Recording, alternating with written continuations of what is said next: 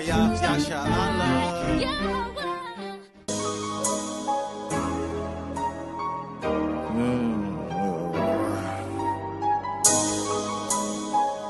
Plantation.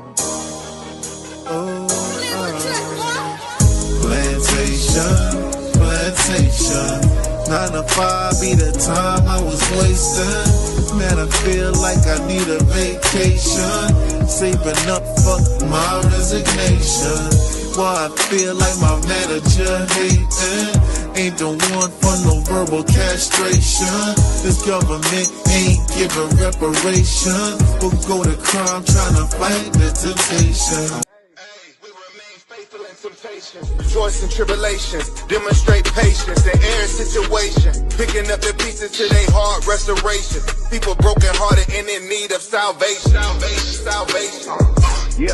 We in captivity, we done lost our history, disconnected from his laws, now there's no integrity. Here's the book and let them see, because they dying in these streets, walking in darkness, and where the carcass is, the eagles be. Walking in darkness and where the carcass around us like vultures, murder on their mind when they approach us. Let your light shine, watch them scatter like roaches. Babylon falling cause we taking back our culture. Heal our land, Abba now, put us back in agriculture. This word burning them up, Romans is a flamethrower. We prophesy destruction, nukes coming, game over.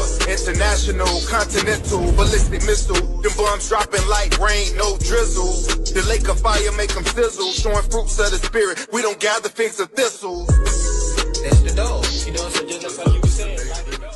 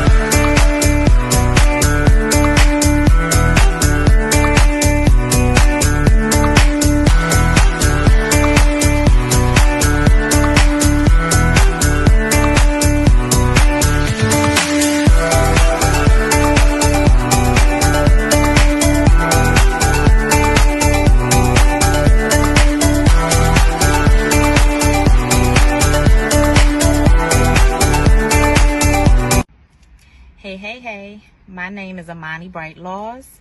I'm a travel business owner. My business is Always Shine Bright Travel, where we help you discover your next bright destination. I want to talk to you really quickly today about becoming a travel business owner. Listen, if your passion is traveling, if your passion is exploring the world, if your passion is wanting to travel and explore the world, then you should become a travel business owner, okay? I have 2 easy ways to get started. Less than 1 minute, okay? The first way, up here, our website, travelagentworkshop.com. And please use my sponsor ID, Always Shine Bright, okay? The second way is a text code.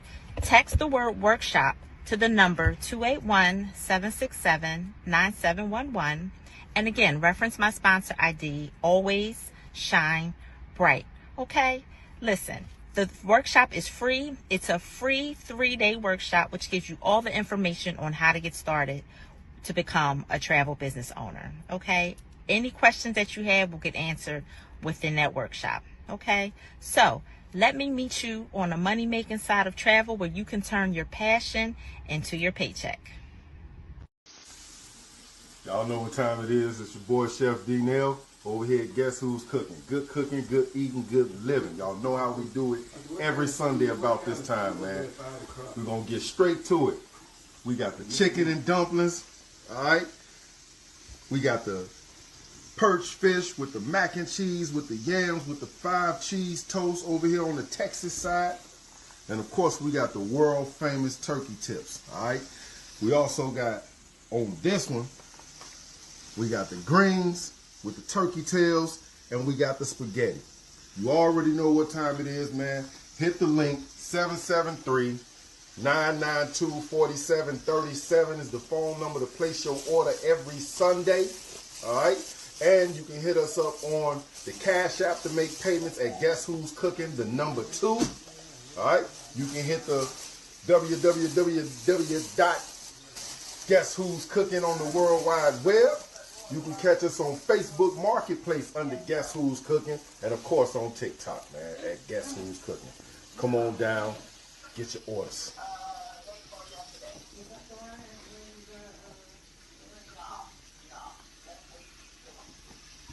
Give me shame, I give you peace from underneath. Give me mind and be in light to reignite. Can you open up the doors to let me in? Can you open up the doors to let me in? You could put the heart inside, don't touch my head. As I sing the love inside from out my mouth. Tell me what you need to find. Tell me now. Tell me what you need to find.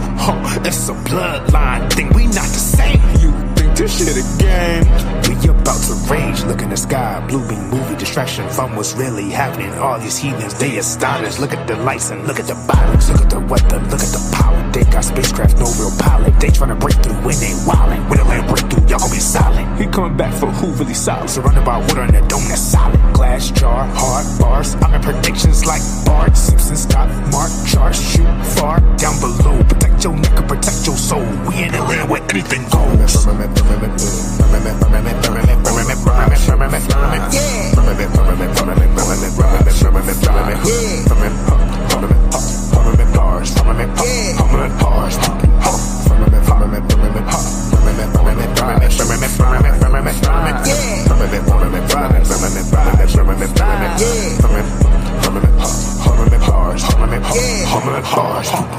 Far above your atlas, demons get no access. Evangelists, activists, and I do get active. Christianity, insanity, deserted like a cactus. Pricked by the Blake's automatic acrobatics. Make a heathen aerodynamic, floating backwards. I carry iron like my son is a blacksmith. Heavenly realms, heavenly dwell in the Torah Milky Way on a galactical scale. Flow solar, hawk, polar, Yahweh soldier. With composure, stay sober, the world is over. When the prophets arrive, keep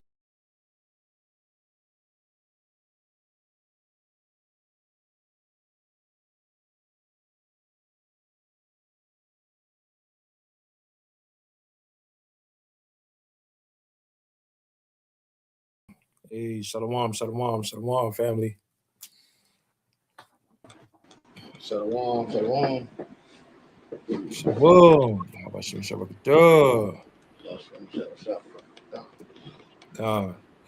Shalom, shalom, family. All praise Yahweh B'Shem Yahushai.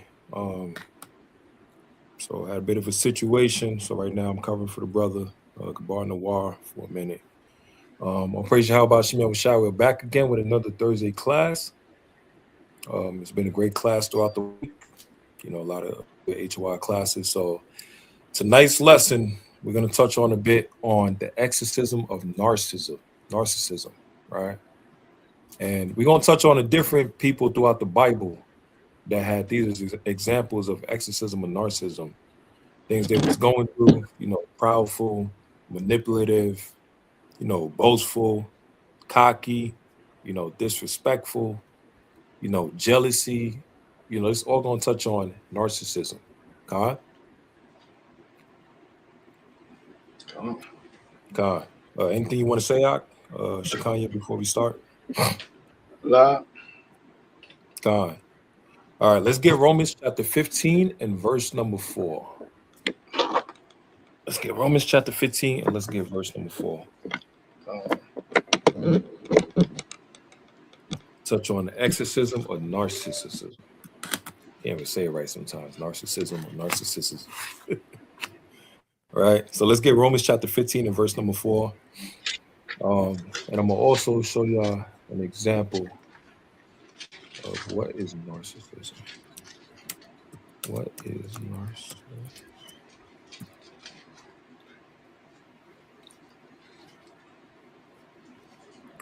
God. All right, so let me share this on the screen real quick. This is touching on the word narcissism, right? Let me share this real quick. So we're gonna get Romans chapter 15, verse 4. And Shakanya, are you able to see that, King? What I got on the screen? Yeah. God. Yeah, I'm blowing the screen up. All right, you good? Come. All right, Yep. Con. So you can read that first, King. It's narcissism. You can read that description real quick first. Narcissism is a personality trait characterized by excessive self-focus, a need for admiration, and lack of empathy for others. Definition and spectrum. Narcissism involves extreme self-involvement where a person prioritizes their own needs and desires over those of others. All impact of their behavior on people around them. It exists on a spectrum. Some individuals may display occasional narcissistic behaviors, such as bragging or seeking attention, while others may have narcissistic personality disorder, NPD, You got it. a more severe and persistent condition that significantly impairs relationships and daily functioning. Right. So that's the quick definition on narcissism. Person that's prideful, bragging, seeking attention. Everything is all about them, right? Me, instead of us or we or moving as a team, right? And we always have that saying, teamwork makes the dream work. But a person that's a narcissist, everything revolves around them. They don't care about anybody else's feelings, anybody else's situation, or some sympathy about that person. They only care about themselves, right? And we as a people, we deal with that every day, right? One of the greatest examples of narcissism is a whole entire nation called Esau. God, they're an entire nation of narcissists. They don't give a damn about anybody else. They could rob from everybody, kill, steal. But when you bring their accounts that they have done against everybody against them, now they say let's all get along. Let's all be friends, right? It was all in the past, right? That's a clear, blatant, walking narcissist right now that we can identify as an entire nation, right? But let's get Romans chapter 15 and verse 4, King. Let's get that real quick. It's the book of Romans, chapter 15, and verse 4. For whatsoever things were written aforetime were written for our learning, that we through patience and comfort of the scriptures might have hope. Right. So everything throughout the scripture that we're going to bring out today is going to describe some of our people throughout the scriptures that had that same personality trait. Boastful, proud, disrespectful, self-centered. They didn't care about their people, their nation, right? Selfish, right? It was all about them. If they wasn't the captain or the leader of the ship or the priest of the congregation, they was willing to pull everybody down with them, right? And the issue with that, it ties into what? Exaltation, right? They exalt themselves. They put themselves above everybody else, above their own nation, right? They prideful, right? So we're going to show you some of the examples. Let's start with Proverbs chapter 16 and verse number 18. Let's go into a bit about pride. Once again, shalom, shalom, family. Let's go with Proverbs chapter 16 and let's go to verse number 18.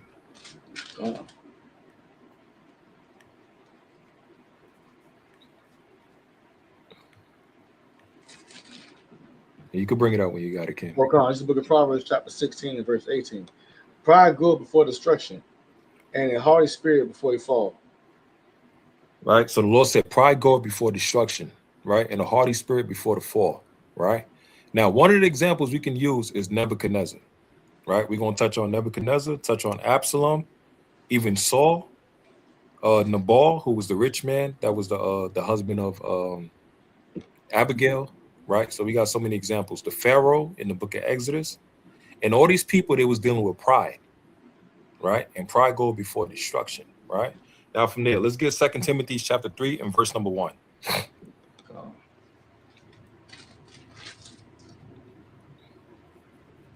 2 Timothy chapter 3, verse number 1. Let me put it out on the screen.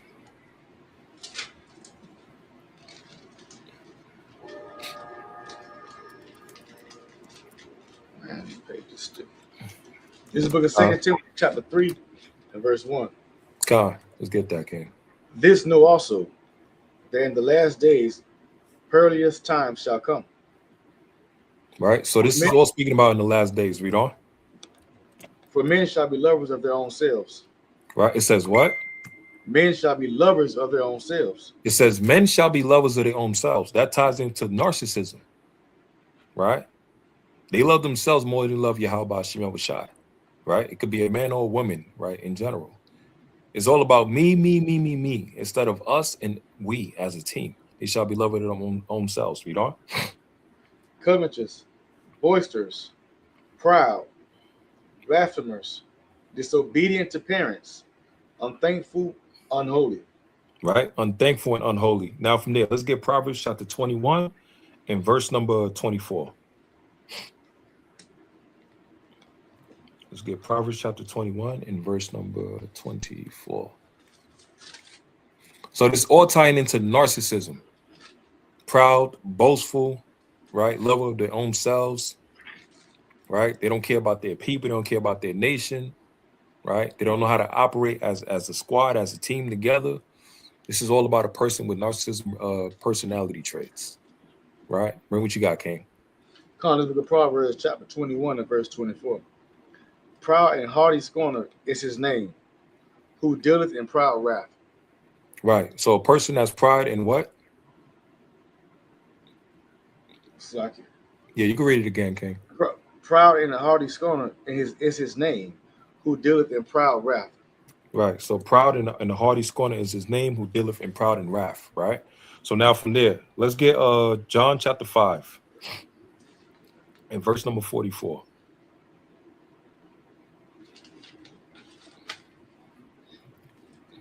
Let's get John chapter 5 and verse number 44. Let's look at John chapter 5 and verse 44. How can ye believe which receive honor one of another, and seek not the honor that cometh from God only? Right. So that's a person that don't seek the honor that comes from the Lord, but what? Read on. Do not think that I will accuse you to the Father. There is one that accuses you, even Moses, in whom ye trust. Right. So that's a person that only seeking honor from man. They don't seek honor from Yahweh Shemel Shai. Right? They care about the thoughts of men. They care about looking good in front of everybody. Right? Let me get Matthew chapter 15, King. And let's go to verse number 3.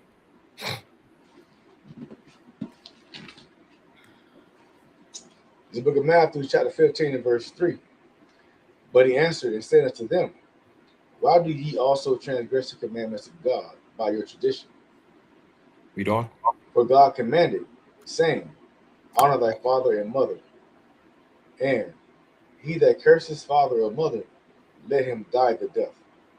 Right. So it's a person that transgressed that. Slakia. Read verse 3 again. It's going to show right there. Verse 3. But he answered and said unto them, why do ye also transgress the commandments of God by your tradition? Right. So our people transgress the commandments of God by their traditions. That's telling you what? They don't follow in the ways of Yahweh Shemel Shai. Man create their own traditions and they go against the ways of God. That ties into pride. Right? That ties into I want to do my own thing. Right? Now, one of the first examples we can use, let's get Exodus chapter 5. and verse number 1. So we're going to go into Exodus chapter 5, and let's go to verse number 1. This book of Exodus chapter 5 and verse number 1. And afterward Moses and Aaron went in and told Pharaoh, thus says the Lord God of Israel, let my people go, that they may hold a feast unto me in the wilderness. All right, read on. And Pharaoh said, who is the Lord, that I should obey his voice to let Israel go? I know not the Lord, neither will I let Israel go. Right. So the Pharaoh in that situation, that's pride. Right? He's saying, who is the Lord that I shall let the children of Israel go? Right? I know not the Lord, neither will I let Israel go. So that was the Pharaoh. Now, the same Pharaoh, as you go throughout the book of Exodus, the Lord kept jacking him up, plague after plague after plague. And what was he doing? He was breaking his pride, right? Because he didn't want to acknowledge the Lord. Let's get another example. All right? Let's get 2 Maccabees chapter 15. 2 Maccabees chapter 15, and we'll go to verse number 2. It's the second Maccabees, correct? Yeah, Khan. 15. 2 Maccabees, yeah. 2 Maccabees chapter 15, and let's go to verse number 2. God. This is the book of 2 Maccabees, chapter 15 and verse 2 in the Apocrypha. Nevertheless, the Jew that were compelled to go with him said, oh, destroy not so cruelly and barbarously,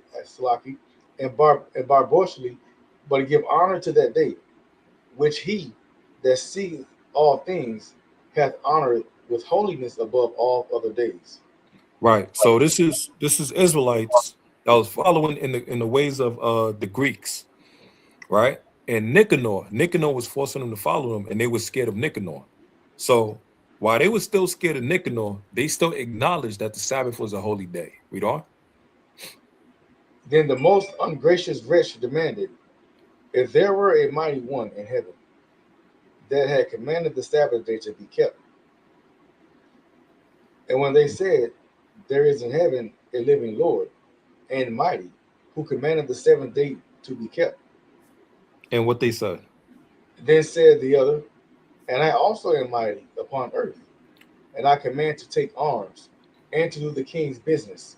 Right, read that again. So hold on. So Nicanor was proud as hell, right? He said, I am also mighty on the earth, and I declare for you to do the king's business, right? Same thing happened with the Pharaoh. The Pharaoh was asking, who's the Lord? Who are the God you're talking about?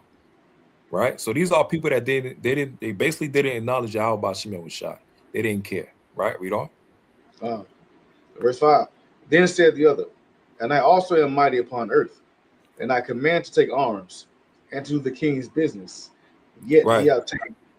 Right. So he said, then said the other, I also am a mighty man on the earth.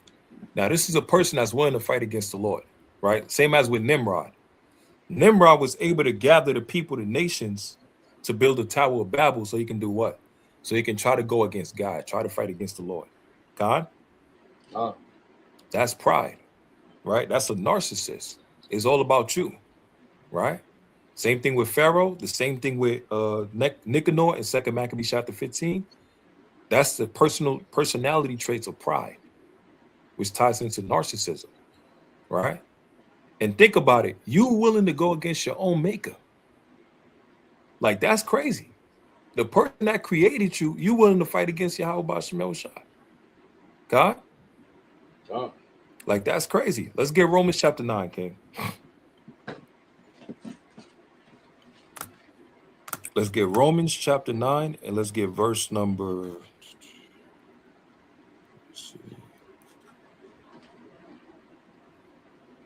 Romans chapter 9 and verse number 17. Let's look at Romans chapter 9 and verse 17. For the scripture saith to Pharaoh, even for this same purpose have I raised thee up. So the Lord said for Pharaoh, even for the same purpose have I raised you up. Read on. That I may shew my power in thee, and that my name might be declared throughout all the earth. So the Lord put that pride in the Pharaoh, right? To build him up, because like the saying goes, when it comes to man and pride, pride go before destruction. So he allowed him to become as wicked as possible to build him up and to have him thinking that he's the one that did all of this. He's the one that built Egypt. But remember, who were the slaves that was building Egypt? Israel. It was Israel. It was us, right? And a person that's dealing with narcissistic personality traits, they don't want to give no credit to anybody else. We built the whole place of Egypt in Exodus chapter 1. We don't get no recognition. We don't get no credit. Look what's going on in America today. Look with Donald Trump. All the stuff in the museums, all the artifacts that we had, all the things that we accomplished while in this godforsaken land. And this devil comes in talking about he want to get rid of this, get rid of that. He know we built the White House, gave us credit 4 years ago, but we don't get no reparations, right? Everything is me, me, me, me, me. No acknowledgement, right? Using manipulated tactics. So the Lord said with the Pharaoh, I built him up, allowed him to grow in his pride. Read on. 18. Therefore, hath he mercy on whom he will have mercy. And Right. whom So Khan, Slock it. So he built up Pharaoh so he could break him down and to exalt his power all throughout the earth. To the point of what happened. Even the people of Rahab, the harlot, the one that helped Israel into the land, the 2 spies, even she said and acknowledged that her own people was scared to death. Their heart melted when they seen the children of Israel come to their land. Because now they finally acknowledge and realize that the God of Israel has a people, and the people he's only dealing with is only us, the Israelites. And he got us out of the hands of our captivity, of our enemy, which were the Egyptians. But it wasn't just all in one day, because we had to deal with a damn narcissist who was the Pharaoh. Huh? He showed no mercy, no sympathy. Everything was all about him. I created these great cities and all of this stuff. I'm a God on the earth, same as Nicanor. The same type of personalities. That's why the Lord said, pride goeth before destruction. Right? From there, let's get another one out. Now let's get 2 Samuel. Matter of fact, let's get 1 Samuel chapter 15.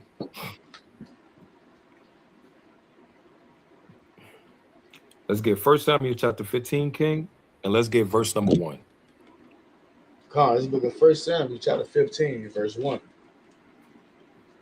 Samuel also said unto Saul, the Lord sent me to anoint thee to be king over his people, over Israel. Now therefore hearken thou unto the voice of the words of the Lord.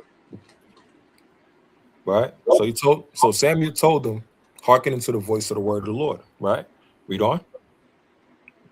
Thus says the Lord of hosts, I remember that which Amalek did to Israel, how he laid wait for him in the way when he came up from Egypt. Right, now go and smite Amalek and utterly destroy all that they have. He said what? And utterly destroy all that they have. So the Lord said, go and destroy Amalek and everything that they have. Right? Read on. And spare them not, but slay both man and woman, infant and suckling, ox and sheep, camel and ass. Right. So the Lord gave Saul a commandment to go and smite and to wipe out all the Amalekites. Spare nobody, show no mercy. Right? Now, what happened with Saul? Read verse 9 now, Ak. Verse 9. But Saul and the people spared Agag, and the best of the sheep, and of the oxen, and of the fatlings, and the lambs, and all that was good, and would not utterly destroy them, but everything that was vile, and refused that they destroyed utterly. Right. So now, Saul did what? He didn't follow the commandment of the Lord. He did the opposite. Khan? Now, from there, jump to verse number 17.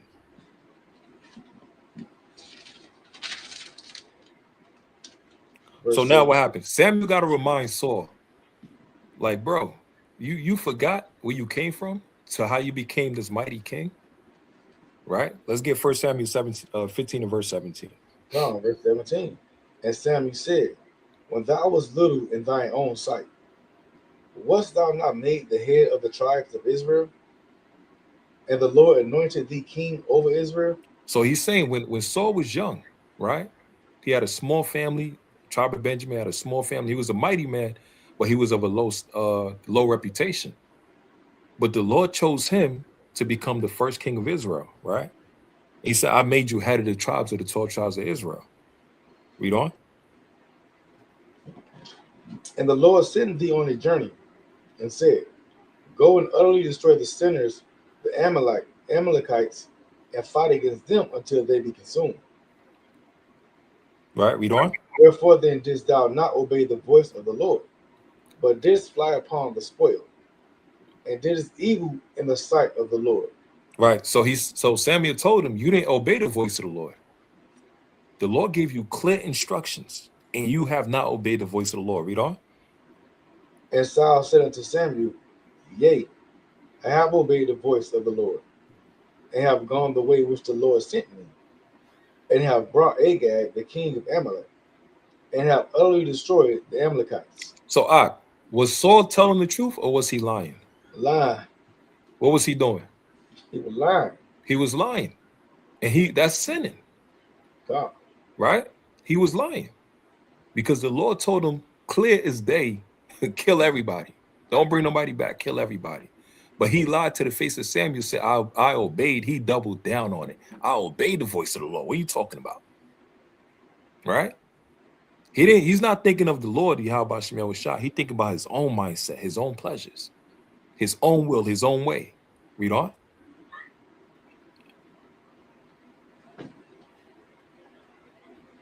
Read verse 21. Verse 21. But the people took of the spoil, sheep and oxen, the chief of the things which should have been utterly destroyed, to sacrifice unto the Lord thy God in Gilgal. Now, hold on.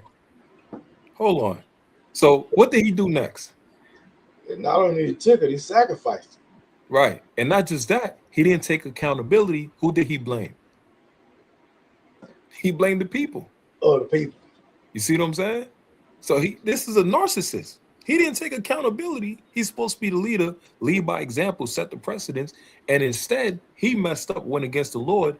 And instead of him taking the blame himself, he blamed the people. God? Read on.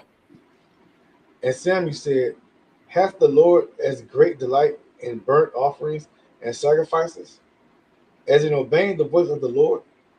Behold, to obey is better than sacrifice. Right. So the Lord's saying to obey is better than sacrifice. Right? Read on. And to hearken then the fat of rams. For rebellion is as the sin of witchcraft, and stubbornness is as iniquity and adultery. And idolatry, right? Stubbornness. So a person that's a narcissist, they're very stubborn. It's all about their way. They don't care about everybody else, right? They're only stuck on their ways and what they think is right. Right? If you don't do it their way, you're going against their program or how they set things up and all of that stuff. Now you're the enemy. But the Lord gave them clear instructions and told them to go and wipe out the Amalekites. Don't leave nothing. Don't leave no damn sheep, no offerings, and none of this stuff. Shalom, shalom, family. Don't leave none of this stuff. So now, instead of him admitting I messed up, what did he do? He said, yeah, I kept the Lord's way. I kept the commandments. Right? And mind you, he's lying in the face of the person that anointed him, which was Samuel. God? So now he's blaming the people. So now what happens from there? Read verse number 24. 24. And Saul said unto Samuel, I have sinned, for I have transgressed the commandment of the Lord. So hold on. After he done backed him into a corner, now he said, I've sinned. You had to put pressure on him. Now he finally admit. Why he didn't just say in the beginning? You see what I'm saying? Why you had to throw people under the bus? And it was your fault. God? Read on. And thy words, because I feared the people and obeyed their voice. Read that again, King. And Samuel said in Saul's verse 24, and Saul said unto Samuel, I have sinned, for I have transgressed the commandment of the Lord, and thy words, because I feared the people. Because he what? Because he feared the people. Right. So a narcissist is a person, they only care about what everybody else pertaining to their perception of themselves. You see what I'm saying? They're about a perception, how everybody view them, right? And at the same time, he wanted to appease the people based on what they wanted over Yahweh Shemel Shai. So he wanted to keep himself in good graces with the people over the Lord. That's off his hell. God, Yeah. as long as he got a good reputation and he's keeping the people happy, whatever they want, good or bad, he's okay. But what happened? Samuel had to press him, and then he finally admitted, I committed a sin, and then also I feared the people. But you're supposed to fear the Lord. Okay? Yeah. Let me get Sirach chapter 23. Let me show you a quick example. Sirach chapter 23, and let's go to verse number, let's see. Sirach 23, and verse number,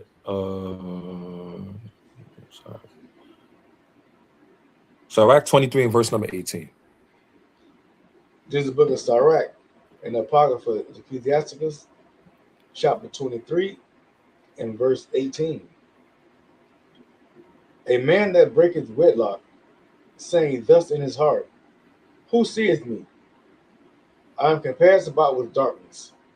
The walls cover me, and nobody seeth me. All right. Read on. What need I to fear? The Most High will not remember my sins. Right. So it said, men have to fear. It says the Most High won't remember their sins. Saul then acknowledged the Lord because he feared the people more. Right. Read on. Such a man only fears the eyes of men. Read that again, King. Such a man only fears the eyes of men. Such a man only fears the eyes of men. They're more, a narcissist is more worried about everybody else's perception of them. God. God. So they could play the funk. They could hide themselves, mask themselves, play the role, act and all of this stuff. They only worry about a perception of them from everybody else. They don't fear the Lord. As long as they look good, it's all about them. When it's supposed to be about Yahweh Shemel Shai. Because remember, all of us that came into this truth, we are servants to Yahweh Shemel Shai. You see what I'm saying? Read on. Like the sister Manyan say, Khan.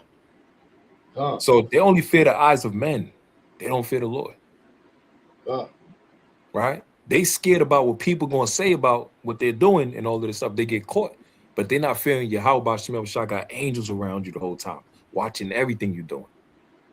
Read on. 19 from the top.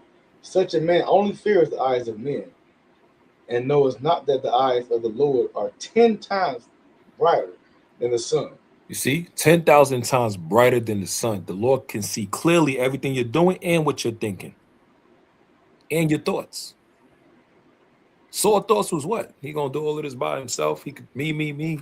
And then also the people came and pressed him, and he feared the people over the Lord. He didn't want to do what the Lord told him to do. Because he got too proud, he got too cocky. God? Let me show you another example. Let's get 1 Samuel chapter 18.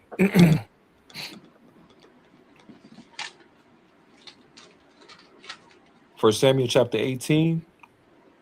And let's get verse number 6. This is the book of 1 Samuel chapter 18, verse 6. And it came to pass as they came, when David was returned from the slaughter of the Philistines, that the women came out of all cities of Israel, singing and dancing, to meet King Saul, with tabrets with joy, and with instruments of music. Right. So these are the women and children. Everybody coming and singing and dancing to meet who? Saul. To meet King Saul. Right? Read on. And the women answered one another as they played, and said, Saul has slain his thousands. Hold that part out. Saul slain his thousands. Oh, he used to hearing that. Right? He loved that song. He ain't got no problem with it. If everybody praising him, he ain't got no problem with it. Everybody acknowledging Saul, he ain't got no problem with it. Yeah. You know, yeah. Big Saul, you already know I crossed the wall, right? I'm about to drop them all. Big Saul, right? King Saul, right? But hold on now, read on. Read And on. said, Saul has slain his thousands, and David his 10,000. Wait a minute, nigga. Hold on, man. This ain't part of the song. 10,000. So Saul slayed his thousands and David killed his 10,000s. 10 times more than Saul. Hold on, man. This ain't part of the song. You see what I'm saying?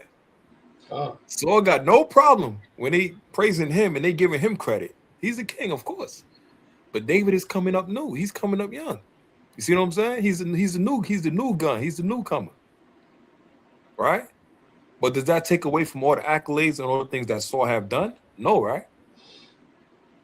That's like us today now. Like brothers and sisters, bro, the Lord gonna bring that second wind in.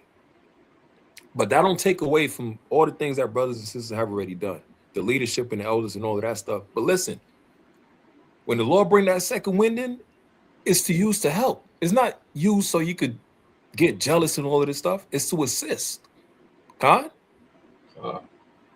Like Saul, he should have looked at it like, okay, David killing 10,000, I'm killing it. All right, God. Either I could try to catch up to his numbers or let me step back a little because he's doing most of the work and I'm the king. David is a soldier on the battlefield, same as with Saul, but David is that young gun. He's coming up. He's bringing out that fire.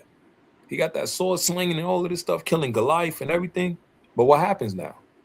What did Saul think? Read on. And Saul was very wroth, and the saying displeased him.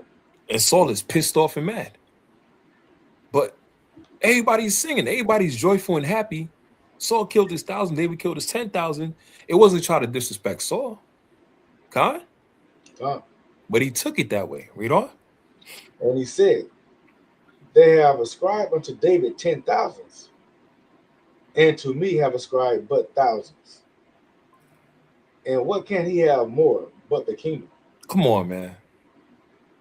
That's a damn narcissist. You're the king. They're not trying to take away from all the works you've done, or the accomplishment you have done. You're the king. Nobody can take that from you. But the problem happened with Saul, his mentality, right? Now he's looking at David. He got an issue with the people because remember earlier in 1 Samuel 15, it said what? He feared the people. Feared the people. You see what I'm saying? So he want to go based on what the people say, right or wrong, instead of what Yahweh Shimei was already established with. Fine. So now, what happens now? Read on. And Saul eyed David from that day and forward. You see that? Saul eyed David from that day forward. So now what is that? That's hatred. That's envy. You see what I'm saying? That's a damn narcissist. Look what happened with David. Saul was scared to fight Goliath. But who stepped up? Who stepped up, Ak? Who killed Goliath? Oh, Joshua. Nah, who killed Goliath? Oh, it's like I said, David. Yeah, it was David. David killed Goliath. Remember, for 40 days, everybody waiting for Saul to attack, and they didn't know why. Something was wrong. They didn't know what was going on. But Saul didn't want to tell people that what? The Lord took the spirit from him. He didn't want to acknowledge that. He didn't want to repent. He didn't want to tell people that. Right? Read on. And it came to pass on the morrow that the evil spirit from God came upon Saul, and he prophesied in the midst of the house. And David played with his hand, as at other times. As what? As at other times. So David always played around Saul with music. He was a musician. Right? Nothing different this day. But David didn't know. Read on. And there was a javelin in Saul's hand. Saul always had the javelin in his hand. Right? But it's something different about this day. And mind you, David didn't sing that song and say, I killed my 10,000, Saul killed 1,000. Nah. The women were saying that. And listen, for you sisters, music is very important. When the men of Israel went to war and came back, they was being praised, they was being celebrated by their own people. Music is very important. Everybody played a role. You see the sports today, look at football and basketball. They got the NBA players on the courts, right? One team against another, right? Don't they also got the cheerleaders for the teams? Oh, You see what I'm saying? This is all in the scripture. Our sister was cheerleader for the men of war. Like, yeah, God, it was hype. You know, because what? Shit, you better cheer. Because what happens if your men lose the war? Guess what you are now? property. You're prisoners of war. Property. Because your property, right? Because when the other nations come, they ain't showing no mercy. And you know these nations, boy, they wish they can get an Israelite woman. We got examples. Look at Abraham with Sarah, and the heathens came in. They try to steal Sarah from Abraham. Same thing happened with Isaac. They try to steal his wife from him. The heathens. Same thing with Judith. It was like, yo, listen, man, shit, what type of fine women they got? Boy, we got to kill all the men and take all the women. You see what I'm saying? So we are the best of the people on this earth as the jewels of God. So the woman was cheering for the men. But Saul took it as like personal, like, nah, don't take it personal. Everybody just giving David his credit, his respect, but they also gave you your credit and your respect as well. And you're the king. You've been doing it longer than David. God? David wasn't the king. He was a soldier on the battlefield. Every nation got their own champion that they praise and celebrate. But Saul that day, he took it personal. And David ain't never sing that song against Saul. He didn't even know what was going on. But when you're dealing with a narcissist, you always got to be on point and watch your back. Somebody compliments you and they get offended. What the hell? What did I do? You know what I'm saying? Read on. Verse 11. And Saul cast a javelin, for he said, I will smite David, even to the wall with it. And David avoided out of his presence twice. Look at that. So he didn't even warn David. He tried to kill David twice. So imagine you working with somebody or you working with your boss, and the whole time your boss got an issue against you because somebody complimented you at the work and talking about you did a good job. And now ever since that day, your boss looking at you, he's trying to find a way to kill you. To hell with firing you. He's trying to murder you. Twice. You see what I'm saying? That's a narcissist. And that's an evil spirit on a person. So David, he had to dodge him twice. The Lord was showing him mercy. The Lord was with him. Read on. And Saul was afraid of David because the Lord was with him and was departed from Saul. And that's the thing with a narcissist. They always think that it's about them, me. But David was closer to the Lord. David was saying he was thinking about the Lord. Everything he did was for Yahweh Shemel Shai. Right? Even the Lord said it. He said, I have chosen a man better than Saul, a man that's after my own heart. When it comes to a narcissist, they're not thinking about the Lord. They're not thinking about somebody else. They're not thinking about the betterment of the nation. They only think about themselves. But David was a man after the Lord's heart. Thought process, mercy, love, compassion towards his people, towards his nation. God? Read on. Therefore Saul removed him from him and made him his captain over 1,000. And he went out and came in before the people. Read on. And David behaved himself wisely in all his ways, and the Lord was with him. Wherefore, when Saul was that he behaved himself very wisely, he was afraid of him. Look at that.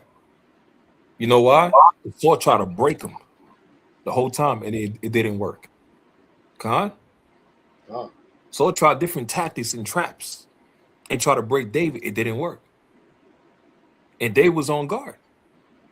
Dealing with narcissists, you got to be careful. Watch your surroundings around them. But move wisely.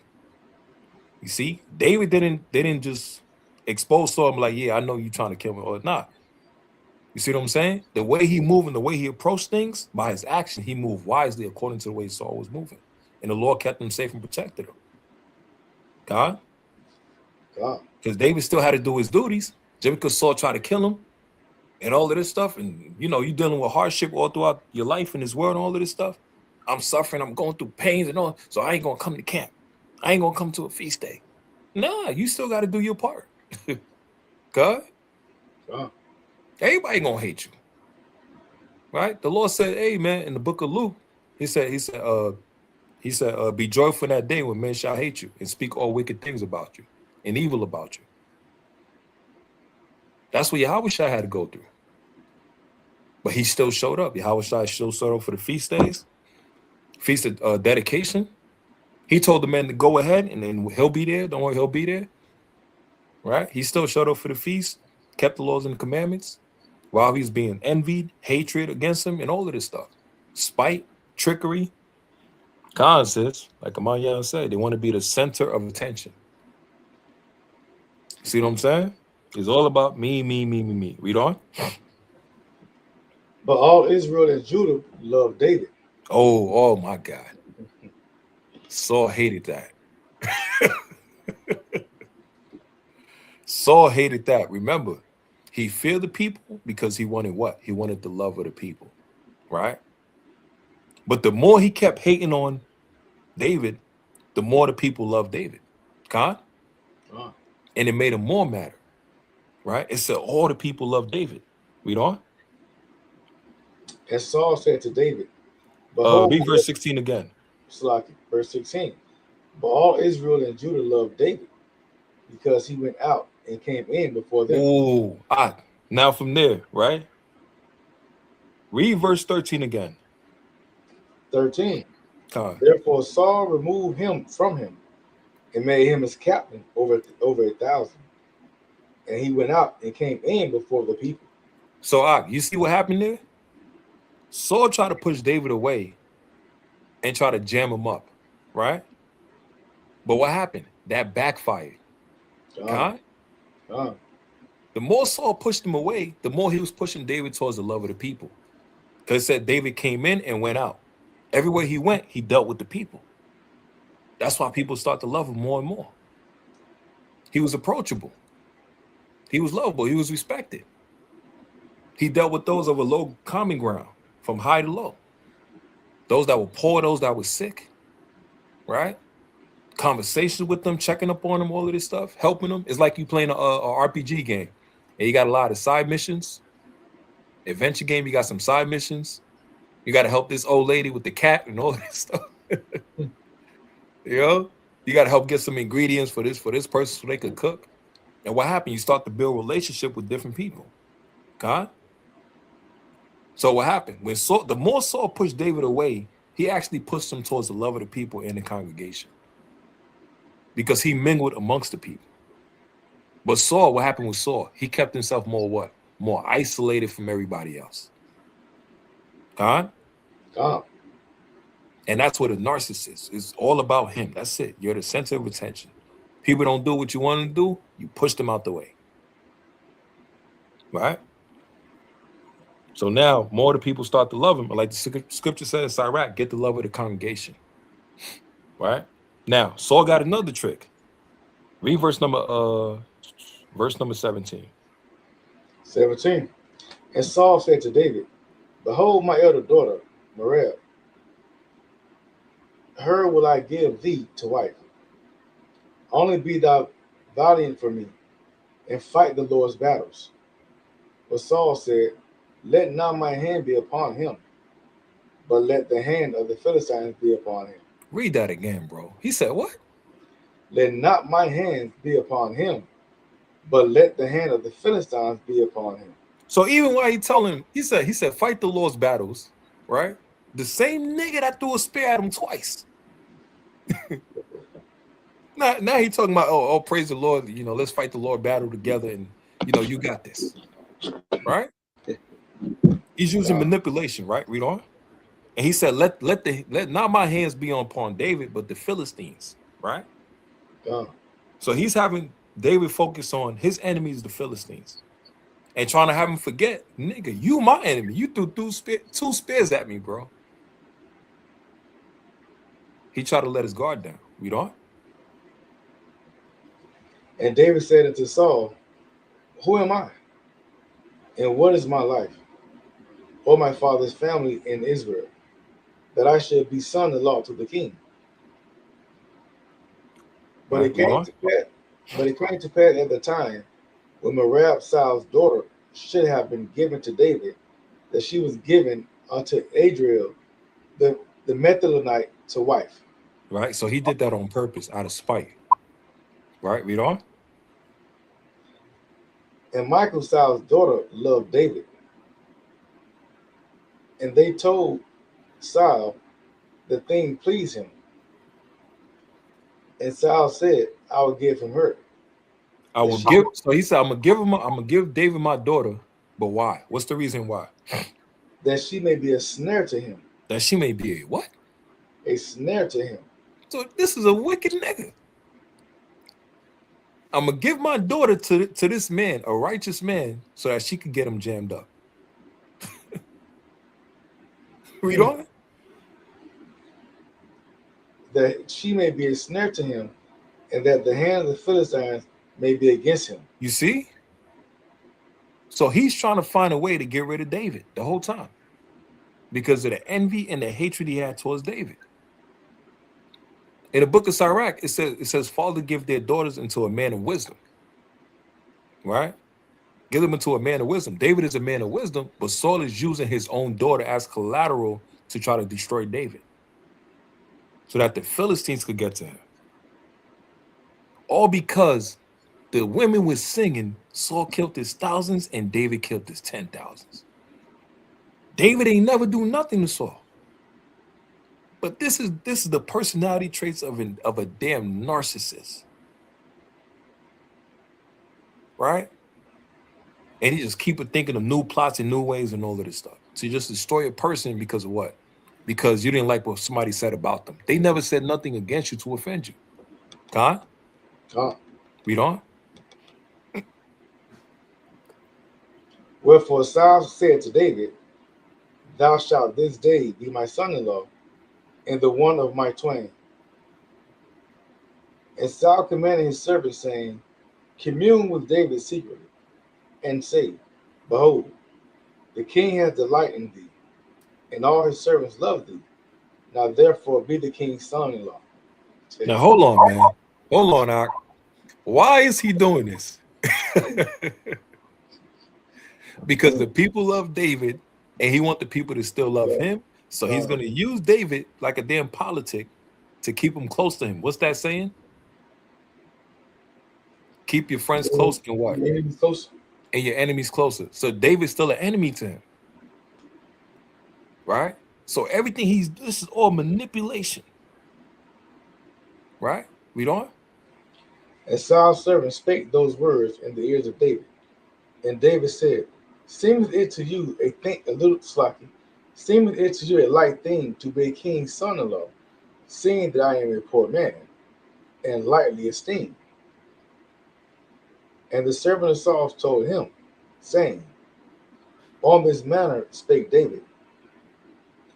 And Saul said, Thus shall ye say to David, The king desireth not any dowry, but 100 foreskin of the Philistines, to be avenged of the king's enemies.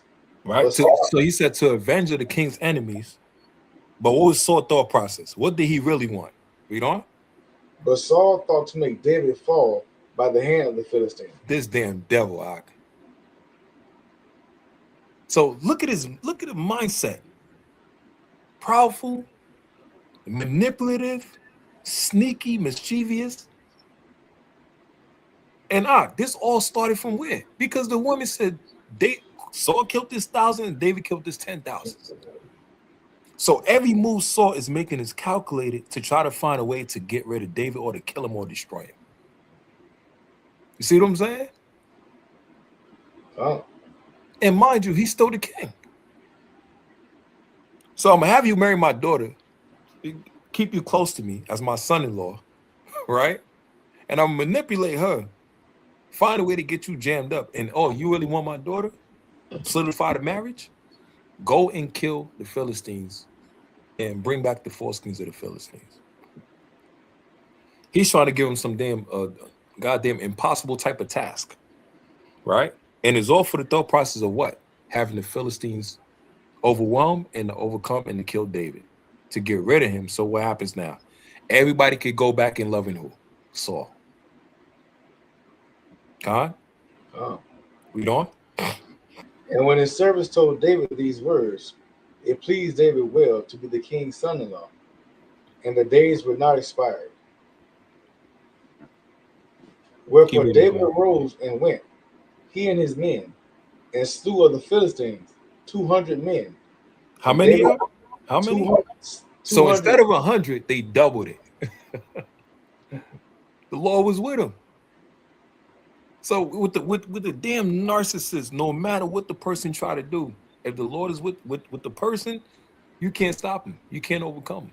Read on. And David brought their foreskin, and they gave them in full tale to the king, that he might be the king's son-in-law. And Saul gave him Michal, his daughter, to wife. Read on.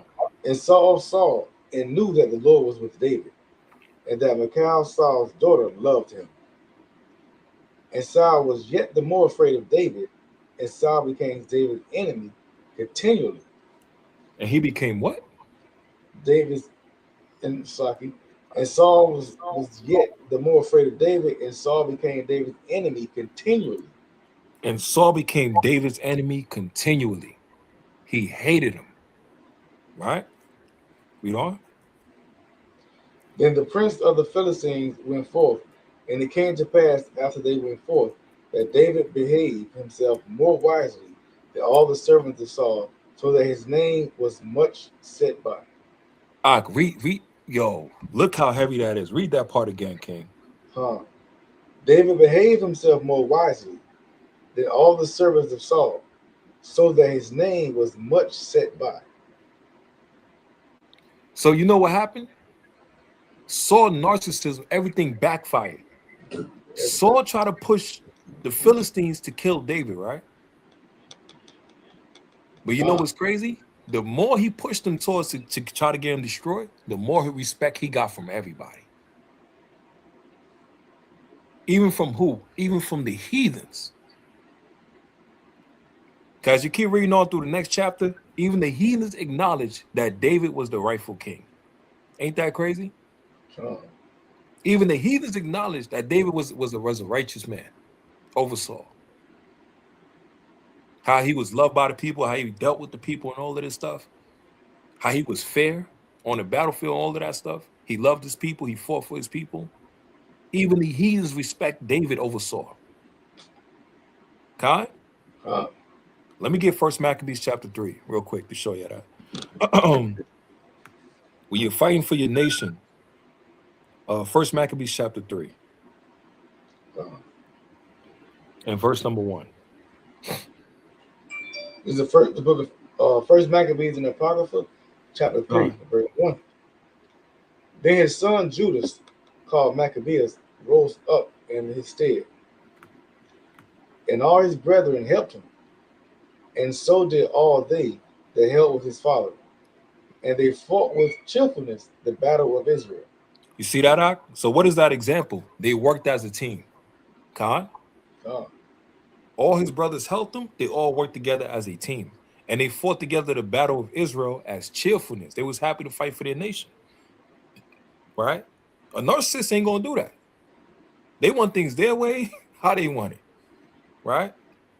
If you get in their way, they're going to get rid of you. They don't care about the nation. They're not going to fight for the nation.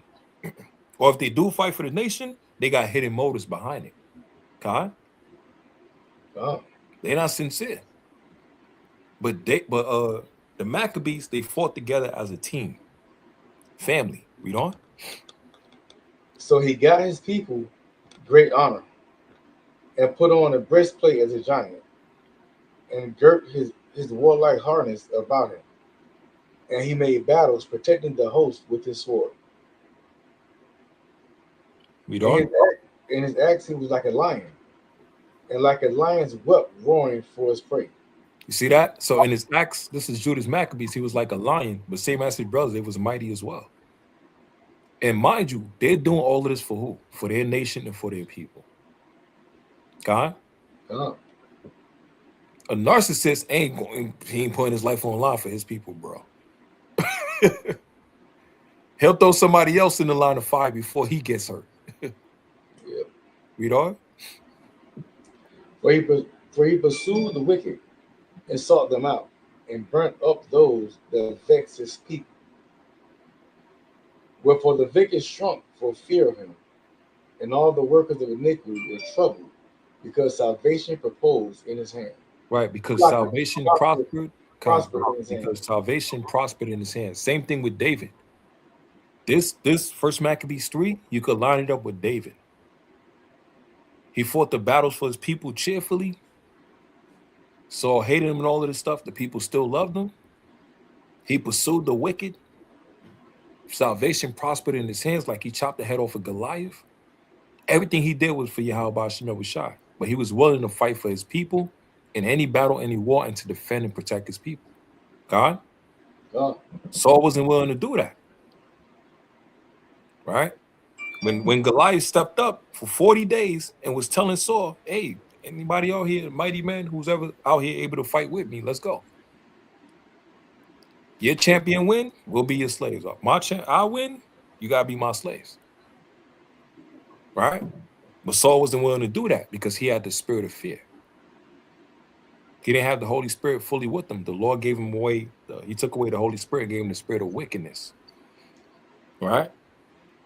Read on. He grieved also many kings and made Jacob glad with his acts. Hold on, Ak. He grieved what? He grieved also many kings and made Jacob glad with his acts. That's why the heathens acknowledge David. They looking at David as a mighty man. And what did that do? That also what? Showed the mightiness of Israel as a nation, to where the other nations acknowledge how powerful we are as a people and how righteous we are. Even the Pharaoh in Exodus, he also acknowledged that what his people was wicked after the Lord brought the plagues of hell. He said his people was wicked. And he says he's willing to let Israel go. But the Lord said, now hold on. I control all of this. Even if you want to let my people go, I want to show you I'm going to break your pride. And when I see fit, that's when I'll release my people out of your hands. All right? Because a narcissist, they're not going to acknowledge Yahweh Shem Shai. Or if they do acknowledge the Lord, they're going to try to replace the Lord or the Son of God. Let me get Psalms chapter 14 in verse number 1.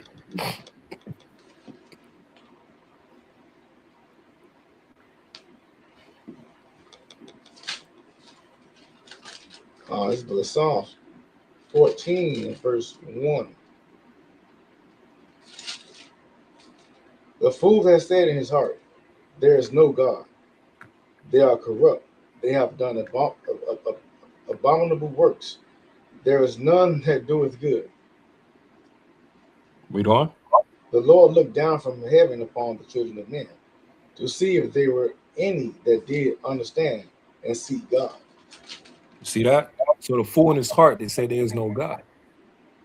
Right? Same as like Satan, same as Esau, Lucifer, same as 2 Maccabees 15 with Nicanor. They don't acknowledge the Lord. Those are personality traits of a narcissism, of narcissists. Khan? They don't care about the Lord. Right? Let me get 1 Samuel chapter 24. Because we're going to touch on a little bit more about Saul and his relationship with David, Saul as a narcissist. And then we're going to touch on Saul and his relationship with his son as well too, Jonathan, because of the mentality that he had, right? And with that was a self-destructive mentality, personality as a narcissist. Because it's all about you, self-centered, so you want to jeopardize and destroy everything that you have if it don't go your way, right? So let me get 1 Samuel chapter 24. You want 1 Samuel 24, right? God. Let me get 1 Samuel chapter 24, and let me get verse number 16. 16? Let me see. Verse number 16. God. 1 Samuel 24 and verse 16. And it came to pass, when David had made an end of speaking these words unto Saul, that Saul said, is this thy voice, my son David? And Saul lifted up his voice and wept. And he So said to what happened? David, Slakia, what happened in this chapter? David caught Saul slipping, right? And he kept telling him, "Look, bro, I could have killed you so many times, but I'm showing you mercy, right? All the times you've been coming at me, trying to kill me, trying to jack me up, set me up, give me your own daughter so you could try to get me killed by the Philistines, right? So many different examples that Saul tried to do against David, try to kill him. And they were like, yo, I caught you slipping. I could have killed you. But I'm showing you mercy. Why? Because you was chosen by the Lord. You was anointed by the Lord, right? And what happened with that? Saul like, okay, I acknowledge that. You know, you're right. I'm messed up. I'm jacked up, right? Read on. and he said to David, thou art more righteous than I. So he finally said it, David, you're more righteous than I. He finally admitted it, right? Read on. For thou hast rewarded me good, whereas I have rewarded thee evil. You see, that's what a narcissist. They reward you evil, and you still trying to move in righteousness. God? And it's not easy to deal with a person like that. Right? But you still got to move righteous. God? God. Same as how David was maneuvering. He was moving in righteousness. Because everything going to work out in your favor. The Lord seeing everything that's going on, he's going to continue to increase you and work out in your favor as long as you keep doing the work, staying consistent. But that narcissist, they finish. They're self-destructive. Read on. And thou hast showed this day how that thou hast dwelt well with me, for as much when the Lord hath delivered me into thy hand, thou killest me not. For if a man find his enemy, will he let him go away? Let him go well away. Wherefore the Lord reward thee good, for that thou hast done unto me this day. And now, behold, I know well that thou shalt surely be king, and that the kingdom of Israel shall be established in thy hand. Right? So Saul acknowledged that David is righteous, right? And he acknowledged that the Lord gonna make David king. So he finally acknowledged it, right? Read on. Swear now, therefore, unto me by the Lord, that thou wilt not cut off my seed after me, and that thou wilt not destroy my name out of my father's house. Right. So he was worried about his seed and his name, right? Because his seed ties back to what? To his name. So he's more worried about his name. God? He's not worried about Yahweh Shemel Shai. He's not worried about like repenting and confessing his sins and all of this stuff and trying to make things right. Right? Read on. And David swore unto Saul, and Saul went home, but David and his men got them up unto the hold. All right. So from that chapter, it looked like Saul ain't gonna attack David no more, right? He finally admits it. You the better man. I messed up. You show me mercy and all of this stuff, right? Come, man down. Right, man down. Now read 1 Samuel 26:1. Come.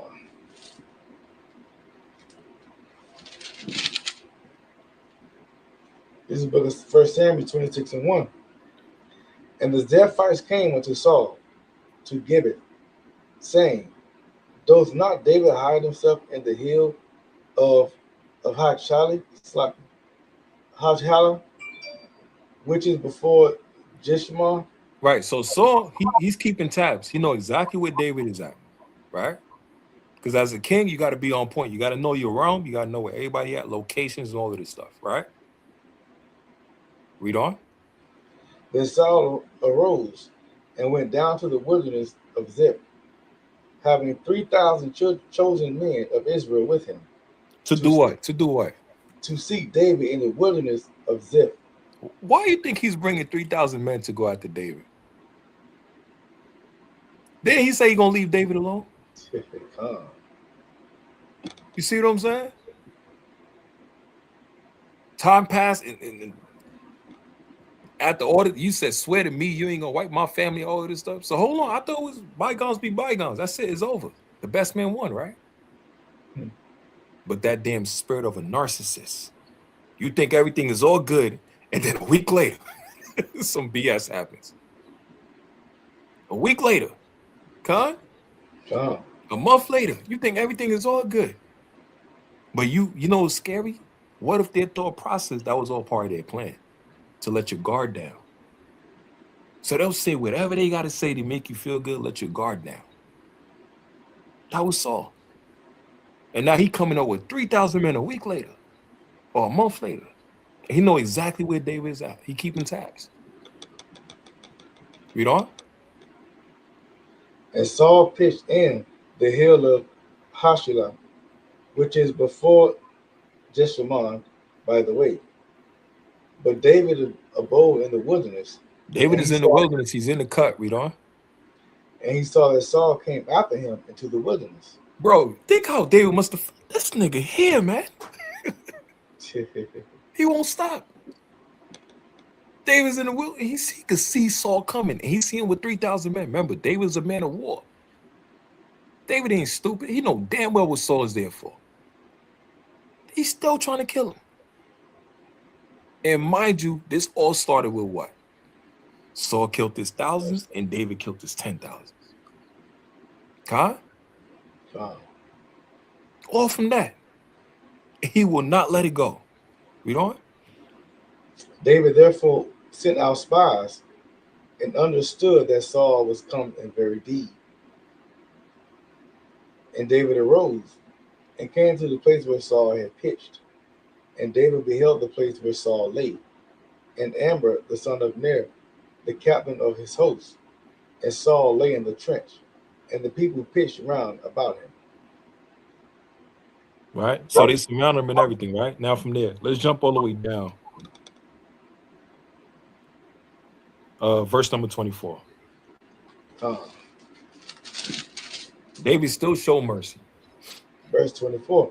Right? And behold, as thy life was much set by this day in my eyes, so let my life be much set by in the eyes of the Lord, and let him deliver me out of all tribulation. Right, read on. Then Saul said to David, Blessed be thou, my son David. Thou shalt both do great things, and also shalt prevail. So David went on his way and shall return to his place. So now, Saul again, he apologized again, right? He acknowledged David's going to be great again.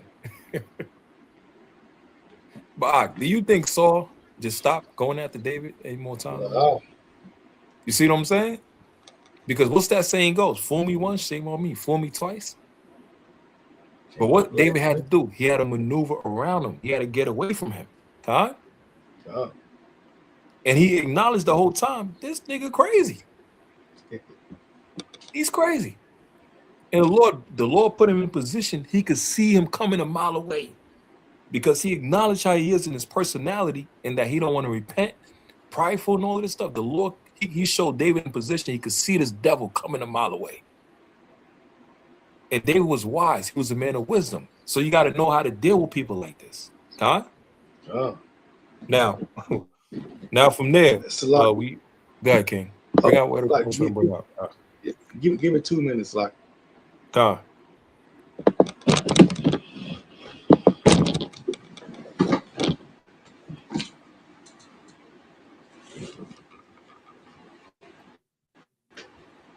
me get this one right here.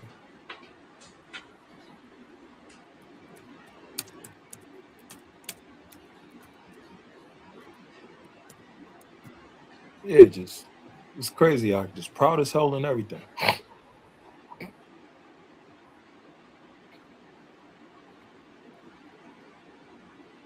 God, shalom, family.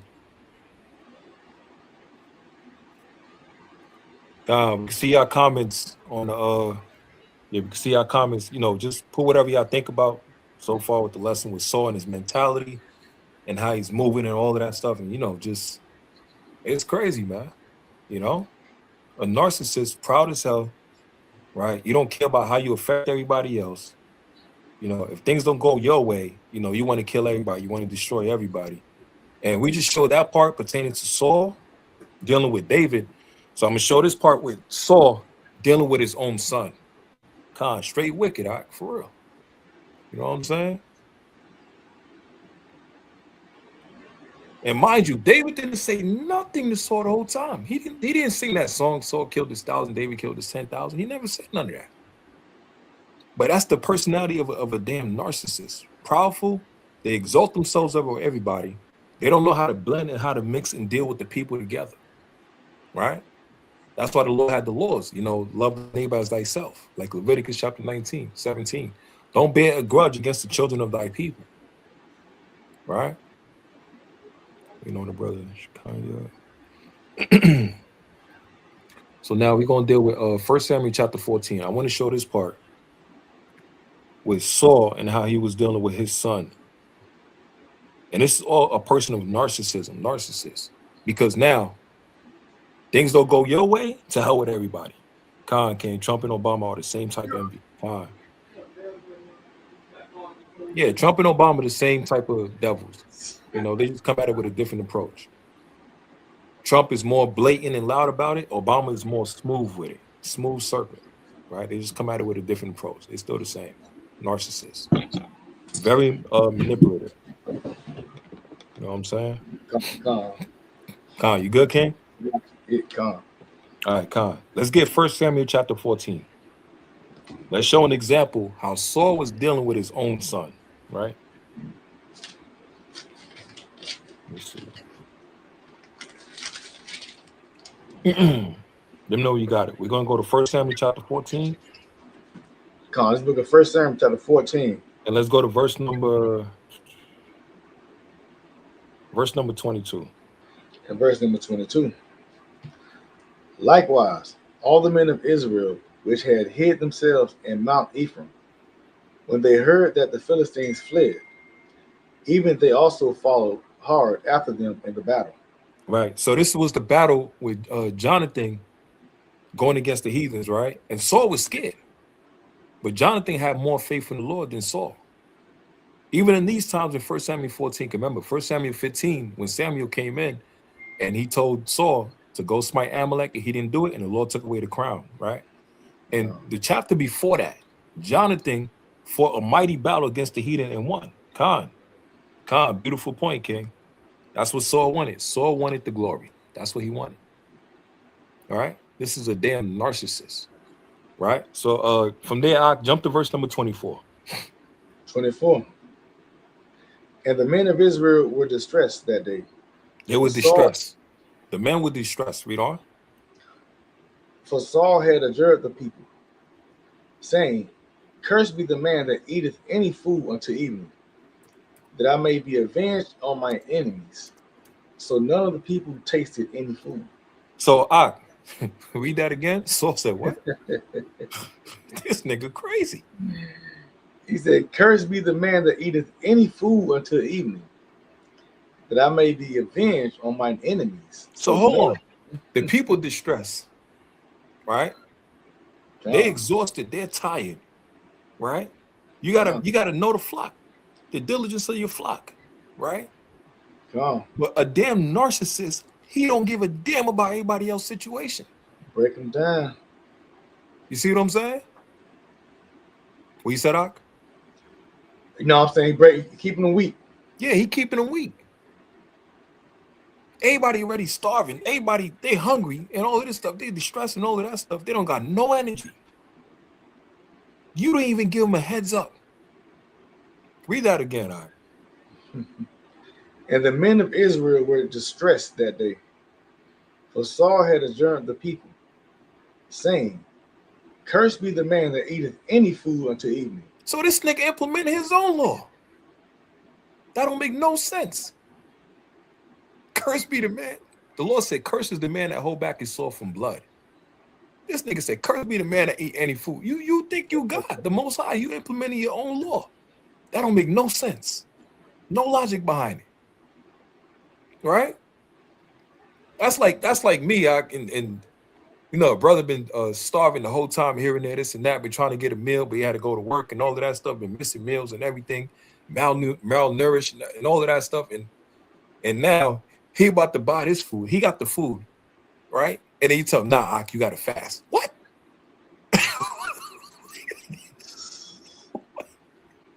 Not today.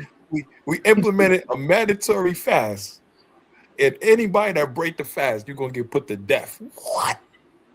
Nigga, you didn't give me a heads up.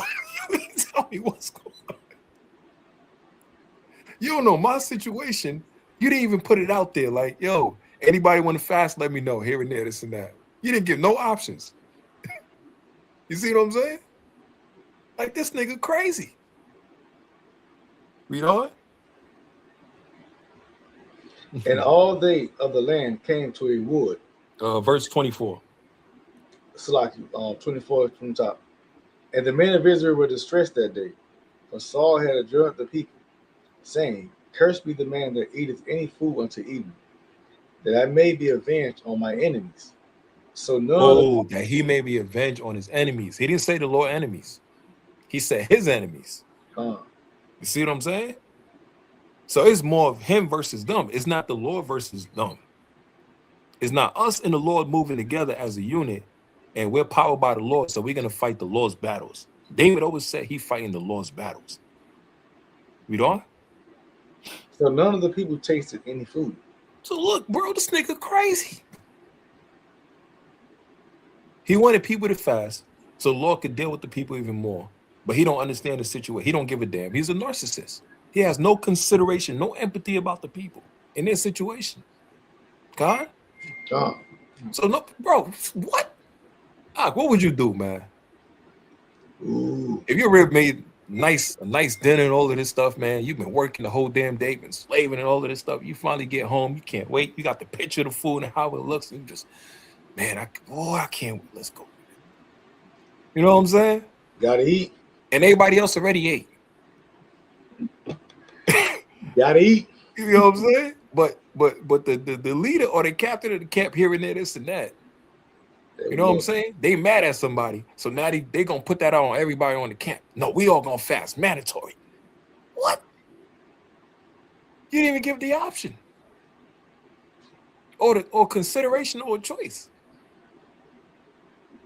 If I catch anybody, get on the Google right now.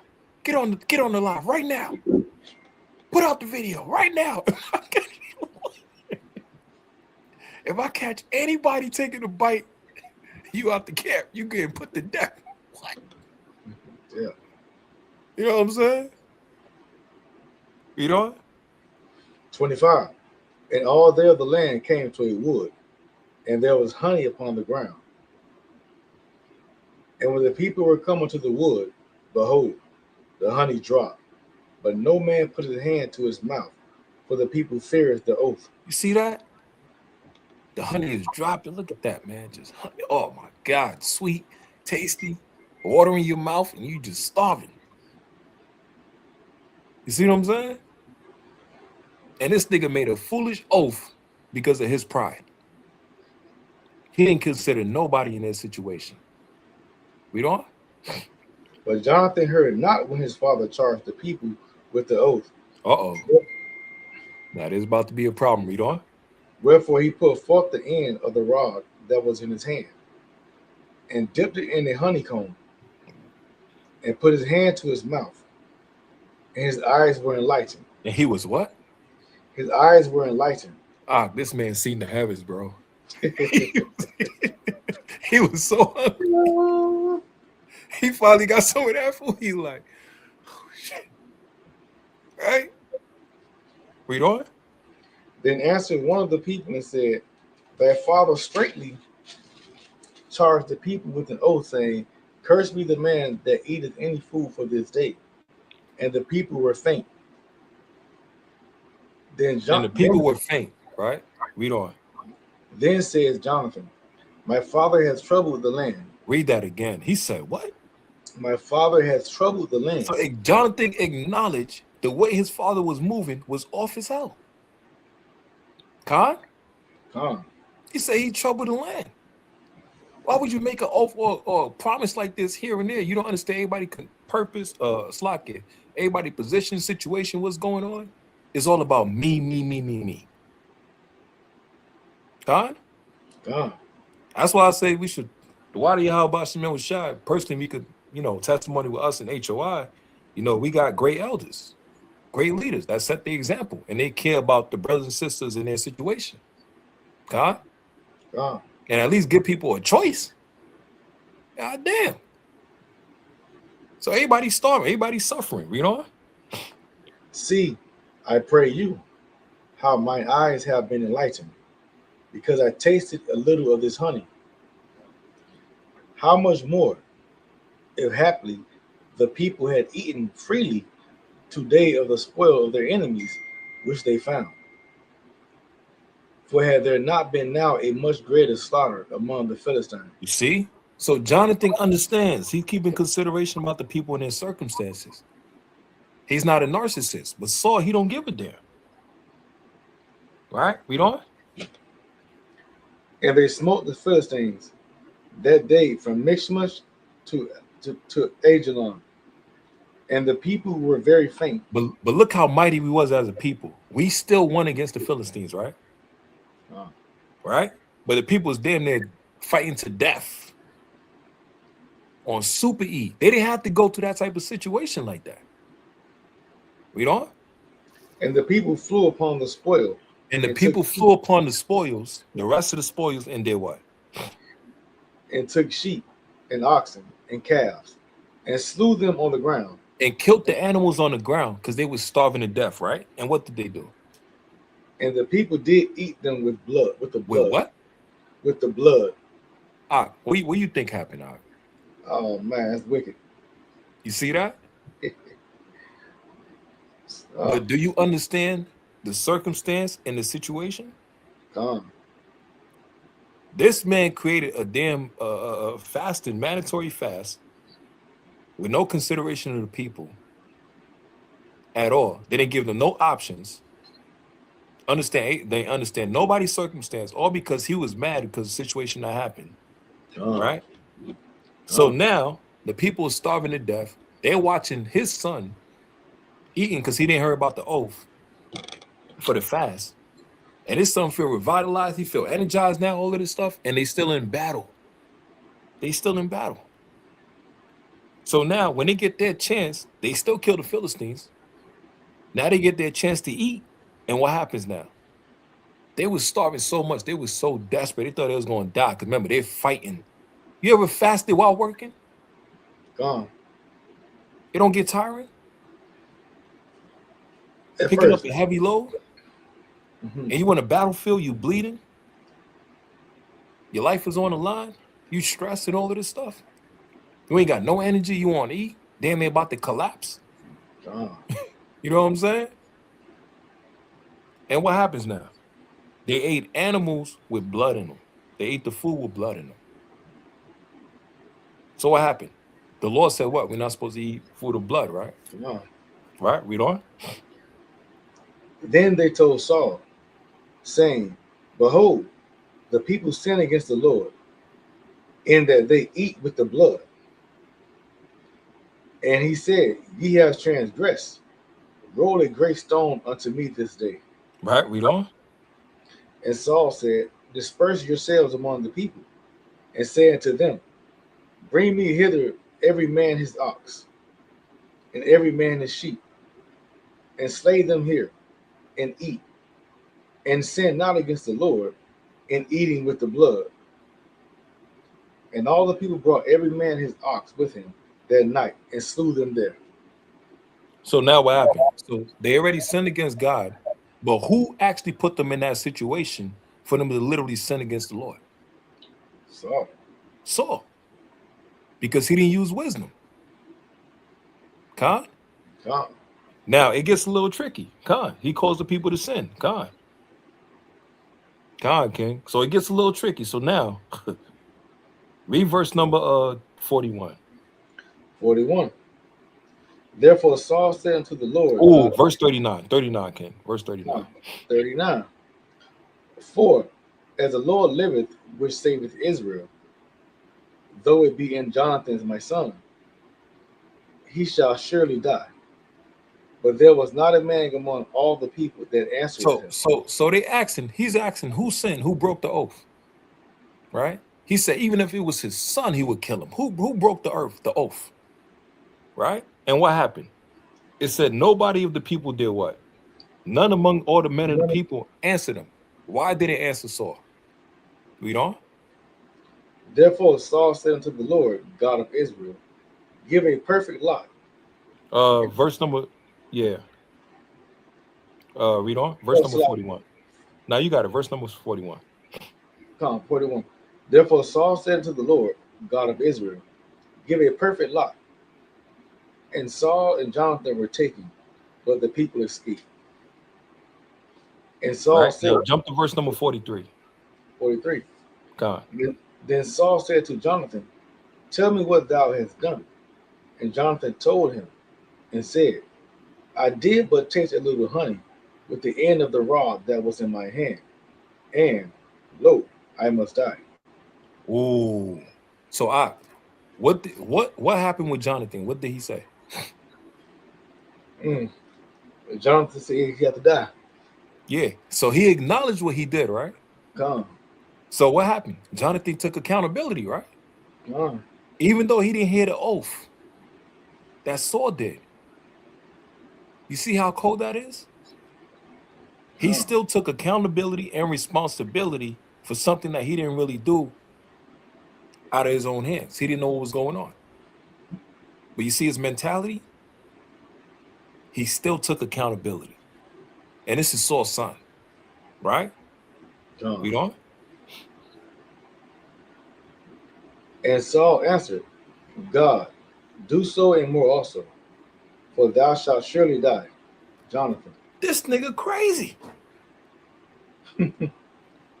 Yo, you made a stupid vow, oath, no reasoning behind it.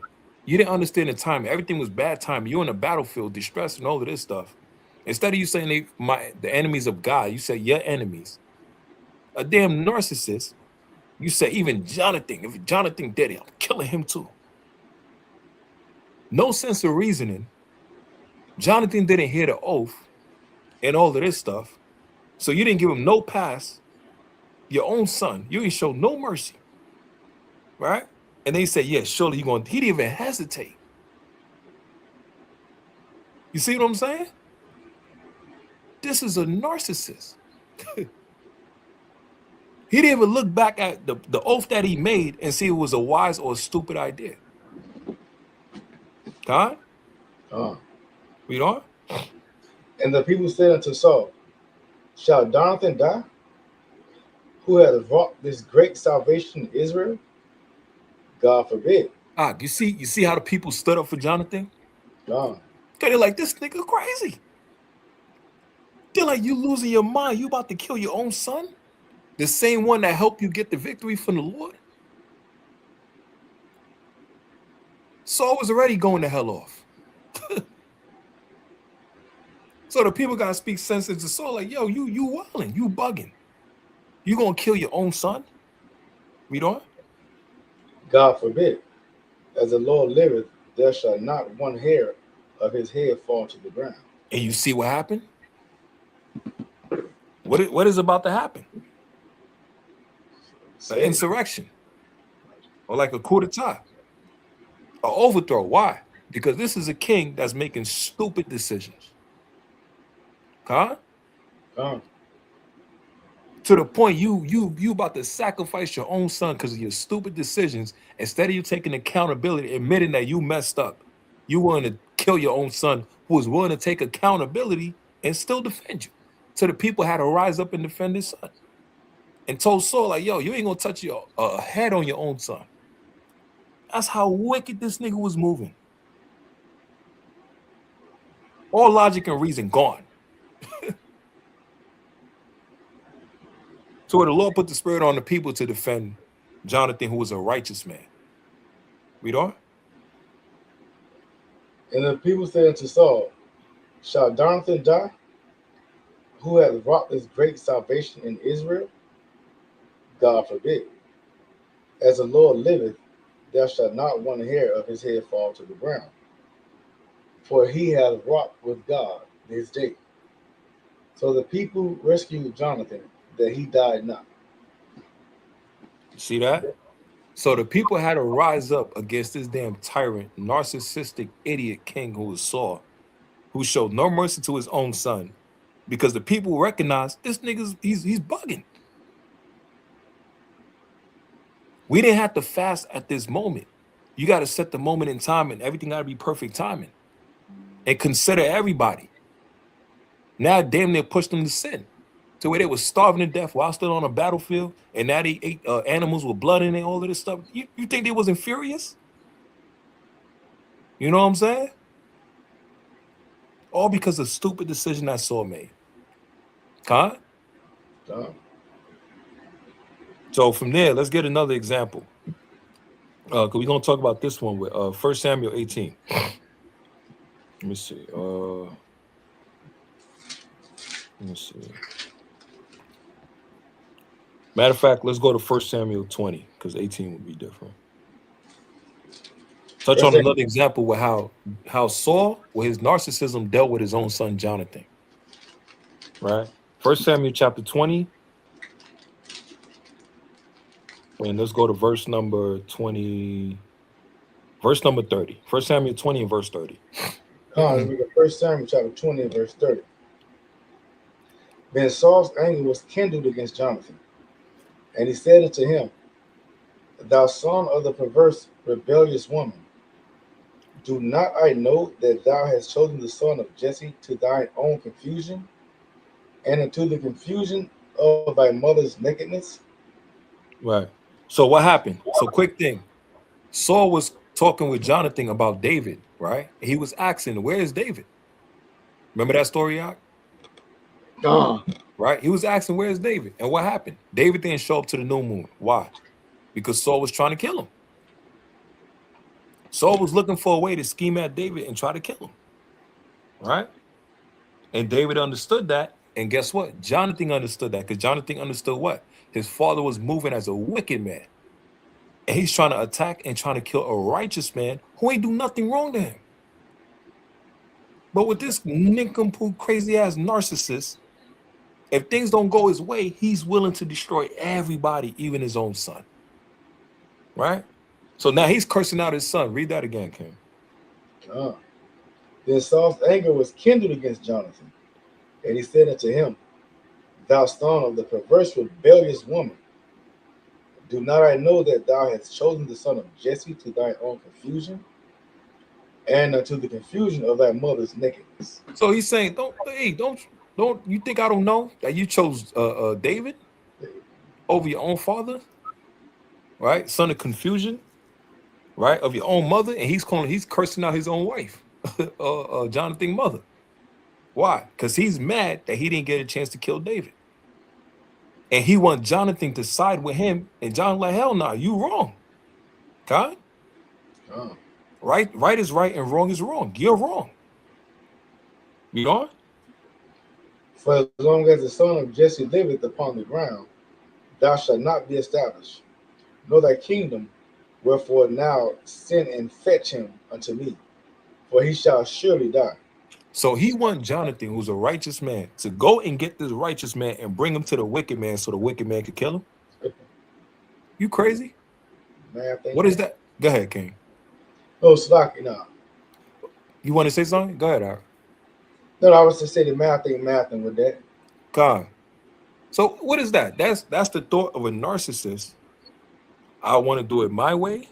He's not thinking about Yahweh at all. And plus, he's trying to force his son to commit a wicked act. Right? We don't? And Jonathan answered Saul, his father, and said unto him, Wherefore shall he be slain? What hath he done? Hey, that's what we saying. But he's still mad because Saul killed his thousands and David killed his 10,000. They didn't even know what the hell was going on. Huh? Read on. And Saul cast a javelin at him crazy to smite him, whereby Jonathan knew that it was determined of his father to slay David. So he got so mad that Jonathan questioned him because of his wickedness. He tried to kill his own son, man. And where is this? On the new moon. This is on the feast day. So this devil, this black devil is spiraling so much, he don't even honor the Lord's new moon. That's crazy, right? He don't care about the Lord. He's so gone. He don't care about the Lord's new moon. It's supposed to be a day of peace, celebration, and all of this stuff. He don't give a damn. He's still trying to find a way. And guess what? You're supposed to keep the feast days, right? The new moon, right? So you know David's supposed to show up, right? So David's supposed to show up to what? Honor the feast days of the Lord. And he's going to try to use that opportunity to kill him. Ain't that crazy? That's crazy. Right? Read on. So Jonathan arose from the table in fierce anger, and did not eat no meat the second day of the month. For he was grieved for David, because his father had done him shame. You see that? And guess what? With a narcissist, they don't care. They shame you in front of everybody. Right? Jonathan was ashamed in front of, he was embarrassed. And Jonathan is a righteous man. He was a warrior. He won wars for Israel. And a father son supposed to move as a team, dynamic duo. But what happened? Because of his damn narcissism, what happens now? He's destroying his whole entire family and separating them. All because of envy and hatred he has towards another person. Huh? Read on. And it came to pass in the morning that Jonathan went out into the field at the time appointed with David, and a little lad with him. And he said unto his lad, Run, find out now the run, find out now the arrows which I shoot. And as the lad ran, he shot an arrow which beyond him. And when the lad was come to the place of the arrow which Jonathan had shot, Jonathan cried after the lad and said, Is not the arrow beyond thee? And Jonathan cried after the lad, Make speed, haste, stay not. Right. So this is part of the story, says, like Sister Mayan was saying, narcissists are jealous people. Right. He's jealous of David and how everybody loves him. But he's forgetting all the blessings the Lord gave him. He's king. He's king of Israel. What more do you want? You the king of Israel. The greatest nation on the earth, and you leader of the nation of Israel. That's damn near the highest position. God? And David is just a young man, mighty man, champion, all of this stuff, but he's not the king of Israel. You're the king. But because of your hatred and your jealousy for him, who's below you and you above him, like this joint is crazy. Because you scared he gonna take your spot and all of this stuff. Well, why you don't just do your damn job like you should have been doing? Right? Then your position would be threatened. God? Don't get mad when the Lord replace you with somebody, Lord replace you with somebody else. Don't get mad. Because you ain't doing your part. You forgot the Lord and start to slack. And it happens every day. We see it happen every day. God? But instead of you learning how to work together as a team, if it don't go your way, to hell with everybody else. Even to the point you willing to jeopardize the whole damn mission. Because it ain't going your way. Right?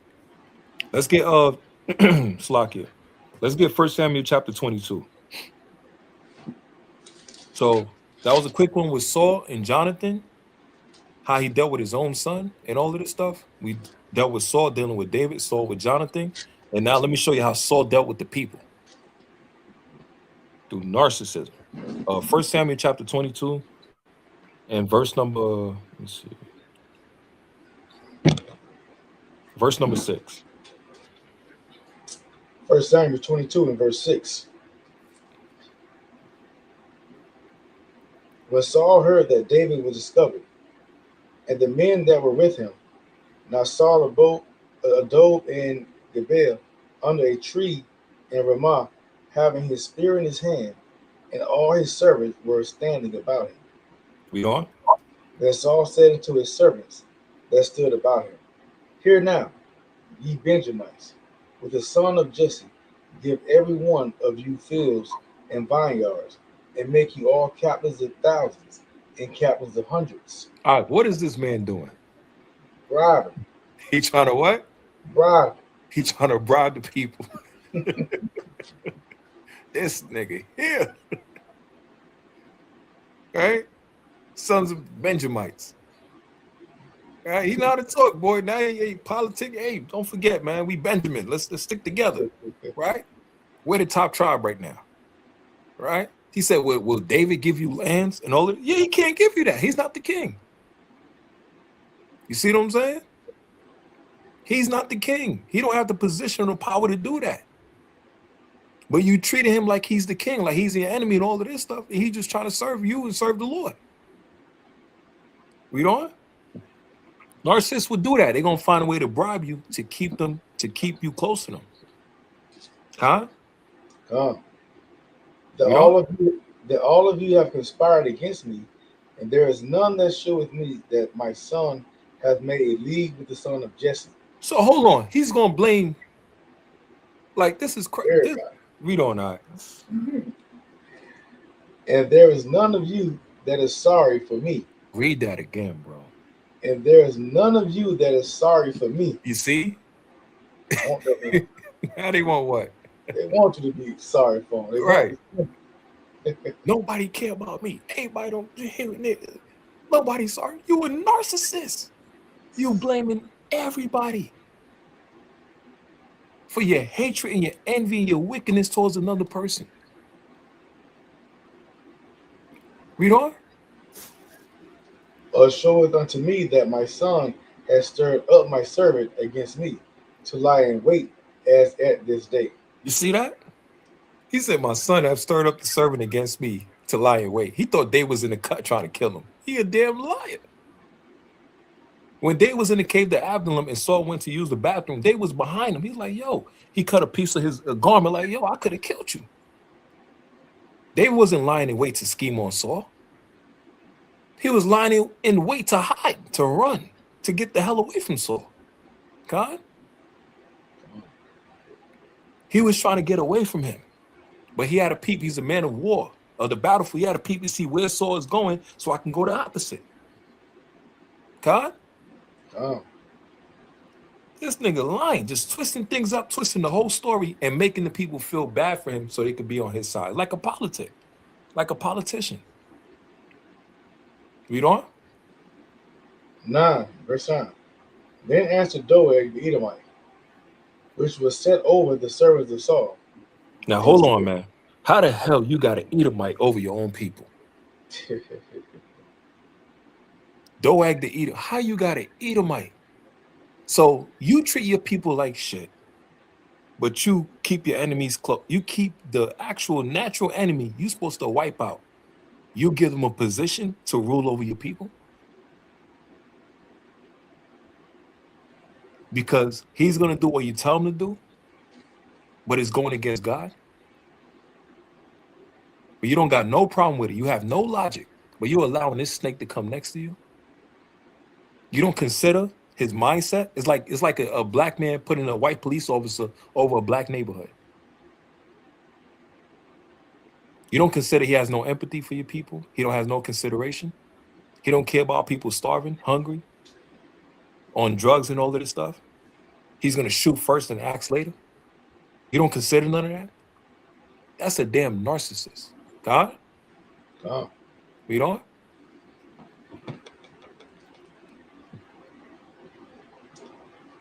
And said, I saw the son of Jesse coming to Nawar, to Amalek, the son of Ahitub.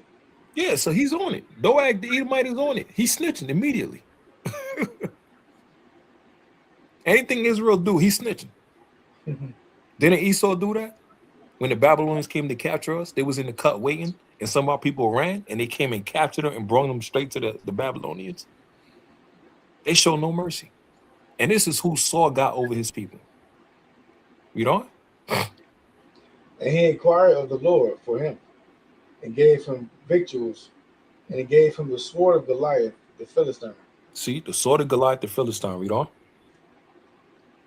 Then the king sent to call Amalek, the priest, the son of Ahitub, and all his father's house, and priests that were in Nob. And they came all of them, to the king. And And they said, Saul well, said, Hear now, thou son of Ahitub. And he answered, Here I am, my lord. right. So the priests, they still acknowledge Saul and they still respect him. Right? You know? And Saul said unto him, Why have ye conspired against me, thou and the son of Jesse, in that thou hast given him bread and his sword, and hast inquired of God for him, that he should rise against me to lie in wait, as at this day? Hold on, man. Wait, what? What are you talking about? All right, imagine how the priest, like, what? You just made up a whole story. What are you talking about? I was conspiring against you and helping David so he could set you up and all of this stuff and scheme on you so when you come, we can kill you. What are you talking about? This nigga bugging out. But that's a narcissist, right? They'll frame the story. They'll frame the story according to the way they remember it or how they want it to be said. Okay? So, We don't? No truth behind it. and Saul said unto him, Why have ye conspired against me, thou son of Jesse, and that thou hast given him bread and his sword, and hast inquired of God for him, that he should rise against me to lie in wait, as at this day? Then Amalek answered the king and said, And who is so faithful among all thy servants as David? Ooh. Boy, that cut him. God. Boy, that cut him. Right? Because that's true. Who is more faithful out of all the people of Israel than David was to Saul? That cut him. Because remember, David came in as a musician, rose up in the ranks as a warrior. Whatever Saul needed, David played songs for Saul, whatever he needed. Took care of the nation, killed Goliath, who Saul was scared to go against for 40 days. Right? Defended the people in the battle. And he was a sheep herder, all of this stuff. Whatever Saul needed, David did. While David was being hated on by Saul. So even the priests acknowledge David is more faithful to Saul than anybody else. That's cold, right? That's what Saul hates. When people acknowledge something that somebody else did better than him, or even acknowledge or try to remind him that what you're doing is wrong and what this person doing is righteous and right. Read on.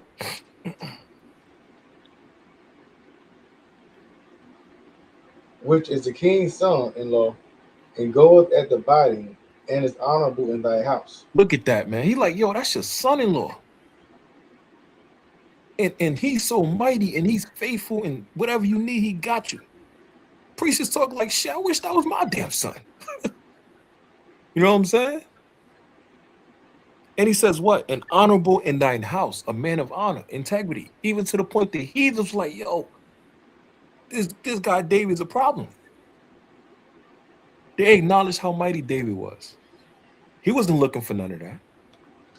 But that's what Saul wanted. Saul wanted all that glory. Right? Read on. Did I then begin to inquire of God for him? Be it far from me. Let not the king impute anything unto his servant. You see? He's basically telling him what? Don't lie on me. Don't try to frame this how you want it to be framed when you lying on me. I'm a priest. You're supposed to show me some respect. Don't lie on me. Okay? Read on. God. And the king, hold on. Verse 15. Let not the king impute. Verse 15. Did I then begin to inquire of God for him? Be it far from me. Let not the king impute anything unto his servant, nor to all the house of my father. For thy servant knew nothing of all this, less or more. Right. So he's like, yo, I didn't know nothing about no conspiracy. I just helped the brother David, fellow brother David. God? Man of God, I know his reputation. He's a good person here and there. He's a champion for the nation of Israel. I never seen him do anything wicked. I just helped the servant David, a fellow Israelite, fellow brother, and plus a champion of the Lord. And an honorable man, a man of integrity. Who wouldn't help him? God? God. But what did Saul say? Read on. And the king said, "Thou shalt surely die." God damn. For what?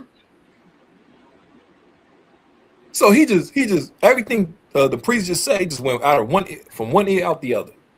No acknowledgement, no consideration. You see what I'm saying? He wanted his way. That's it. God? Read on. And the king said unto the footmen that stood by him, "Turn and slay the priests of the Lord, because their hand also is with David, and because they knew when he fled, and did not shew it to me." So you see the stupid decisions he's making? Oh. They're like, you want to what? Just kill the priest? You don't want to hear him out? There's no court, none of this stuff. Trial? Examine the whole matter first. Right? You're the judge, execution. What is it? Judge, jury, and executioner? That's not how Israelite king operates. God? Oh. Supposed to be a man of wisdom. Feel like you're gonna die immediately. And his men, Benjamites, mind you, they looking like, and what happened now? Read on.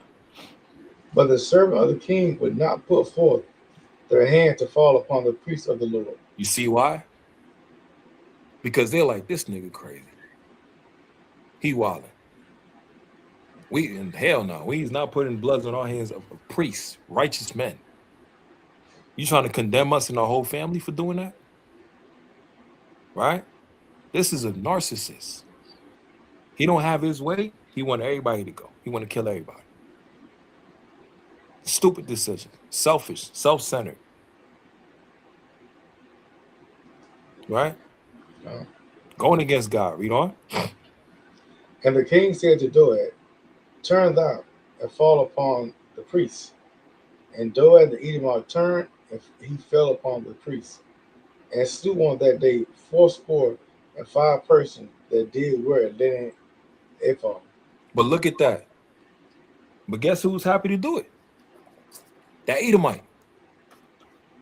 Esau has no fear of the Lord. He has no respect of the prophets of the Lord. He don't give a damn. He was happy to do it. He did it so much that he didn't even just kill the priests. Later on, he goes on and kill the women, the children, the animals, and all of this stuff. He showed no mercy. So this demon, Saul, narcissist, has on his right hand who he has. He has his hitman, which is this Edomite. And willing to kill the righteous people of his nation, all because he was jealous of David. He was mad because they was talking about David killed his 10,000, Saul killed his thousands. This is part of the traits of a narcissist. Huh? You don't give a damn about nobody. Blood on your hands and everything. You don't give a damn about nobody. Right? So what happened with Saul later on, oh boy, man. Shalom, can you hear me? Con. Let's get huh? Oh no, I thought you asked me to continue. So Con. Let's get keep reading to the next verse, and then we're gonna switch to the next story. And now the city of the priests smote he with the edge of the sword, both men and women, children and suckling, and oxen and asses and sheep with the edge of the sword. Right, read on. And one of the sons of Amalek, the son of Ahitub, named Abiathar, escaped and fled after David. And Abiathar shewed David that Saul had slain the Lord's priest. Right. Now from there, let's go to 1 Samuel chapter 28.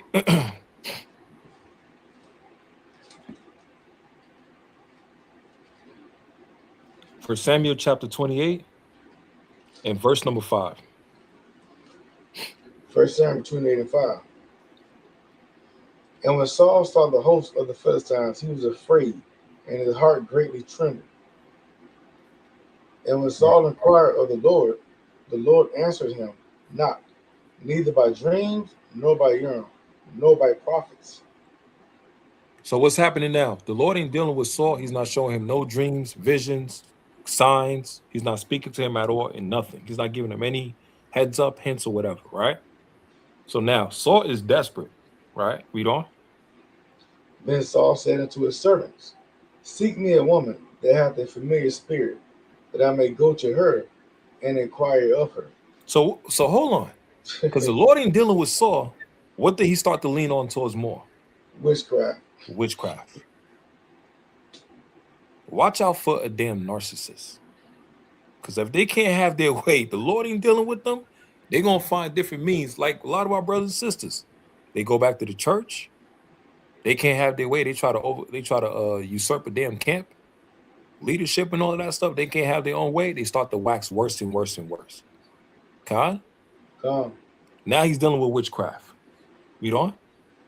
And his servant said to him, Behold, there is a woman that hath a familiar spirit in Endor. Read on. And Saul disguised himself and put on other raiment, and he went, and 2 men with him. And they came to the woman by night.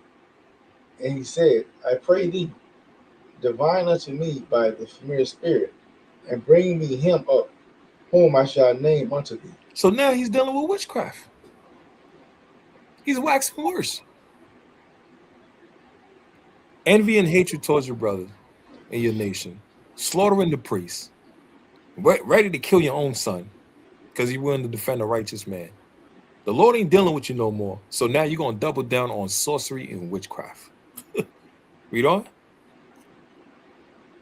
And the woman said unto him, Behold, thou knowest what Saul hath done, how he has cut off those that have familiar spirits, and the wizards out of the land. Right. So that was Saul before when he was moving in righteousness. He got rid of the witches, the wizards, witchcraft, and all of that. He did according to the word of the Lord, right? Now, look what this demon said. Read on. Wherefore, then layest thou a snare for my life, to cause me to die. You know what she's saying, basically? Hold on, you're supposed to be righteous. I can't trust you. Hell no, you probably trying to set me up. What is she basically telling you? She's shocked that he even came to her for help. God? She's like, what the hell? You're supposed to be an Israelite. You're supposed to be righteous. All the mighty battles you didn't had, all the heathens you didn't slay, or how the mighty have fallen. She's not sure. She confused, like he trying to set me up or whatever. She thinking that he's still righteous. He's wicked as hell now. The Lord ain't dealing with him no more. But what he did, he disguised himself behind the scenes because, like Sirach 23, right? The eyes of men only fear men. People that's watching them, they don't fear the eyes of the Lord. The Lord is watching them the whole damn time, but he gotta hide and disguise himself so people don't recognize it's him going to a witch. God? Read on. He gotta put the you know what I'm saying? Like the Assassin's Creed. Verse 10. And Saul swore to her by the Lord, saying, As the Lord liveth, there shall no punishment happen to thee for this thing. Look at that, man. He's swearing the Lord's name in vain now. So he's lying. Whatever he got to say and do to get what he wants. Even the wicked is like, damn, like what the hell happened to you? Read on. Then said the woman, Whom shall I bring up unto thee? And he said, Bring me up Samuel. And when the woman saw Samuel, she cried with a loud voice. And the woman spake to Saul, saying, Why hast thou deceived me? For thou art Saul. And the king said unto her, Be not afraid, for what Saul is thou? And the woman said unto Saul, I saw a good ascending out of the earth.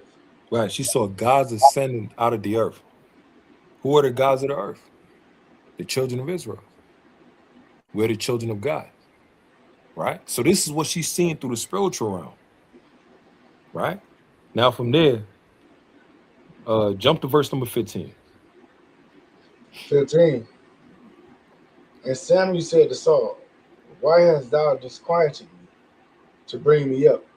And Saul answered, I am sore distressed, for the Philistines made war against me, and God is departed from me, and answereth me no more, neither by prophets nor by dreams. Therefore I have called thee, that thou mayest make known unto me what I shall do. So he's using witchcraft to try to get answers from the Lord. He's desperate, right? All he had to do was just keep the commandments and stay humble. But now he got to go through all of this stuff, up, jumping around all damn hoops and all of, and doing stuff he ain't never had to do from the beginning. It was simple. Keep the commandments of the Lord. God, give reverence and praise unto the Lord. But because it's envy and hatred towards David and towards his people, what happens now? He's self-destructing. God? And he's taking everybody down with him. And the person that loved him and that was trying to help him the whole time, Samuel, who already completed his mission. He's gone. He's in the third heaven. Saul used witchcraft to bring him back again. Read on. Then Samuel, wherefore then thou askest of me, seeing the Lord is departed from thee, and is become thine enemy. And the Lord hath done to him as he spake by me. For the Lord hath rent the kingdom out of thine hand, and given it to thy Like he neighbor, said, he was going to separate the kingdom from him. Read on. even to David. Because thou obeyest not the voice of the Lord, nor executed his fierce wrath upon Amalek. Therefore hath the Lord done this thing unto thee this day. Look at that, because he didn't swing that sword against Amalek and show no mercy and do according to the word of the Lord, he allowed him to survive.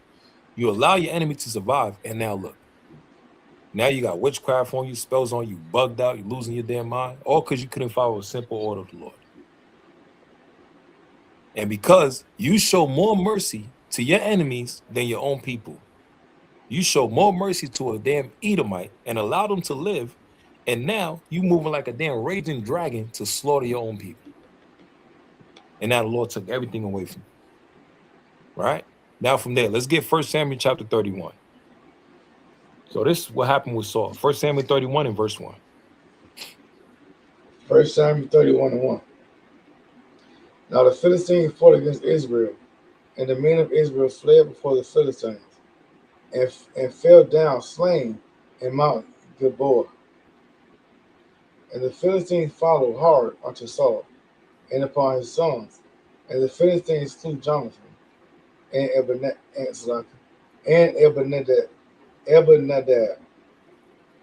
and Malchi-Sur, and Saul's son. Right. So a quick thing with Jonathan, if you know, Jonathan is a man of integrity, right? So he still fought the battles for his father and all of that stuff. He died as an honorable man on a battlefield, right? He wasn't a coward. He didn't die as a coward, right? Read on. And the battle went sore against Saul, and the archers hit him, and he was sore wounded of the archers. Then said Saul unto his armor bearer, draw thy sword, and thrust me through therewith, lest these uncircumcised come and thrust me through and abuse me. But slaughter.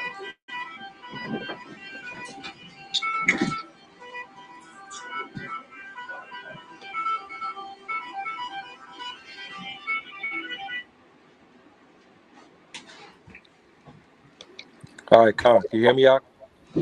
Yeah, Khan. Okay, Khan. Yeah, you keep reading, Ken. Yes,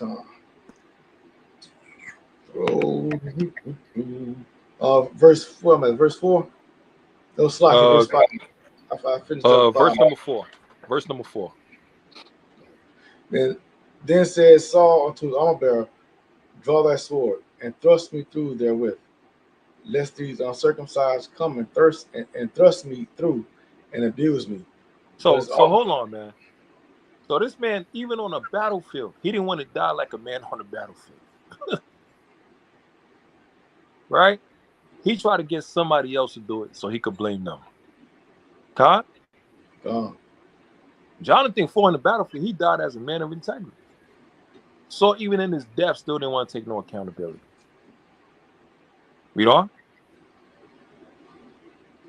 But his armor bearer would not. For But he his was arm, so it says arm bearer would not. How many calm. times people went against Saul's wishes? First time, remember, with the fasting, and then his own son, he didn't even know didn't fast because of the stupid oath that he made. And then what happened? His own people protected him against his own son. Right?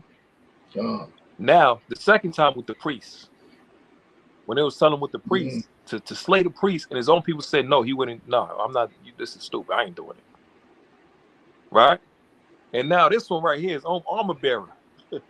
He's telling him to slay him. He said, no, I ain't, you wilding. See what I'm saying? All the decisions that he's made, that he's done is dumb as hell. It's all about him. Read on. But the armor bearer would not, for he was so afraid. Therefore Saul took his sword and fell upon it. And you see, he died. He committed suicide. He died as a coward. Read on. And when his armor bearer saw that Saul was dead, he fell likewise upon his sword and died with him. Read on. So Saul died, and his 3 sons, and his armor bearer, and all his men that same day together. So that was the end of Saul, right? How he dealt with David, proud as hell, disrespectful, narcissistic, jealous, envy. How he dealt with his own son, because his own son was willing to protect David, a righteous man, right? How he dealt with the people, the priests that he slayed, talking about they conspired against him and tricked this and that and all of this stuff, right? Everything Saul did was because of him being a damn evil demon. Even though he was a king of Israel, he was a wicked ass man. Now, let me get let's see. Let me get 2 Samuel chapter 15. What was that? 2 Samuel chapter 15. Yeah. 2 Samuel chapter 15. We're gonna deal with Absalom. 2 Samuel chapter 15 and verse 1. 2 Samuel 15 and 1. And it came to pass after this, that Absalom prepared him chariots and horses, and 50 men to run before him. Right. So this is Absalom. Absalom is David's son, right? So I'm using another example, which is Absalom. Absalom, we'll be talking about with narcissism. Absalom, tall, dark, and handsome, pretty boy and all of that stuff. But Absalom was also a manipulator, right? He knew how to manipulate the people, right? And it's cold. If you read about the story with Absalom, 2 Samuel 15, Absalom and Saul, they kind of got the same personality, which is crazy, right? 2 Samuel 15 came, verse number 2. And Absalom rose up early and stood beside the way of the gate. And it was so that when any man that had a controversy came to the king for judgment, then Absalom called to him and said, of what city art thou? And he said, thy servant is of one of the tribes of Israel. Right, read on. And Absalom said unto him, see, thy matters are good and right, but there is no man deputed of the king to hear thee. So hold on, what is he doing? He's positioning himself to take that spot, right? Yeah. It said anybody that's coming to the king for judgment, for a rule on a certain situation, good or bad, whatever. He's vouching for the people. Yeah, you got some good points about your situation, all of that. But we need somebody that's able to, take care of the matters for you and all of that stuff, right? Mind you, this is his son. Read on.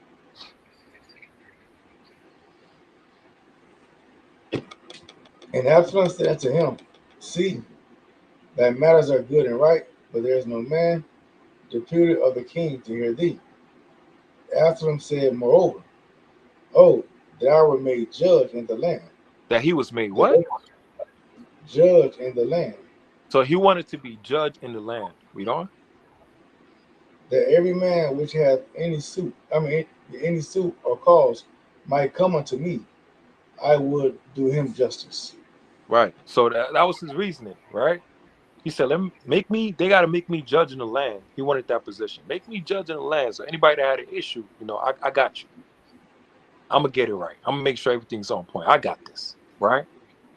I'm gonna make sure you get with justice and all of this stuff, and what is well deserved. I got you, right? I would have made this decision. I would have made that decision. You would have been good. You would have been good, right?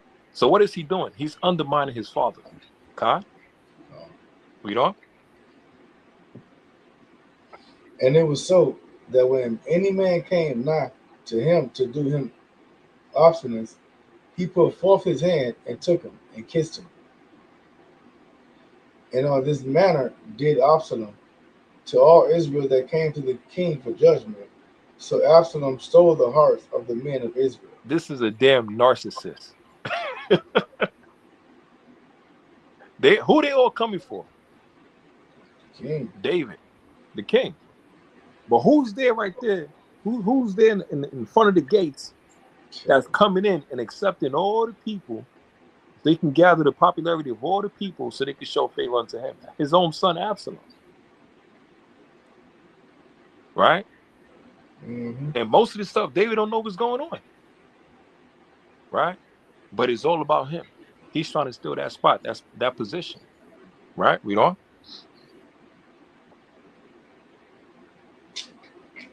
And on this manner did Absalom to all Israel that came to the king for judgment. So Absalom stole the hearts of the men of Israel. Right. And it came to pass after 40 years that Absalom said unto the king, I pray thee, let me go and pay my vow, which I have vowed unto the Lord in Hebron. Right. So after 40 years, this man, he's so wicked. He planned the scheme for damn near 40 years. He had everything all set up, right? But it took time. Right? He said, let me go pay a vow that I got paid to the Lord. So he's using the Lord for a scheme that he had set up. And he said you got to pay a vow. Like the scripture said, when you say a vow, you gotta pay it, right? Read on.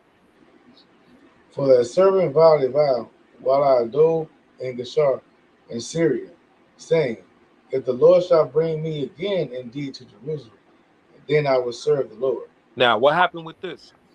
The situation happened earlier throughout the chapters where Absalom killed one of his relatives because they slept with their sister, right? Now, Absalom, he's scheming because he wants his father's position, but he got to set it up in a way very strategic, how he's going to get it. So first he got to do what? Like the saying goes, get the love of the congregation. So he got to get the love of the people, right? But it's all part of the scheme. He got the people, he got the numbers, he got the majority. So now when he set up this plan, it's going to be cold and everybody going to be on his side, right? Read on. For that servant vowed a vow, verse 9. And the king said to him, go in peace. So he arose and went to Hebron. Right, but so David said, go in peace. But look what Absalom did. Read on. But Absalom sent spies throughout all the tribes of Israel, saying, as soon as ye hear the sound of the trumpet, then ye shall say, Absalom reigneth in Hebron. Wait a minute, man. Hold on. What? So he's scheming against his father. He got the love of the people, right? He wanted the position of a judge, but that wasn't really his goal. He wanted the position of the king. But he's going to work his way up the ladder because he got a goal in mind. And he's going to do it deceptively, right? So he says what? He sent spies, and where everybody hear the trumpet, he sent those spies. So he's going to set it all up. That says Absalom reigneth in Hebron, right? That was a part of Judah, land of Judah. Read on.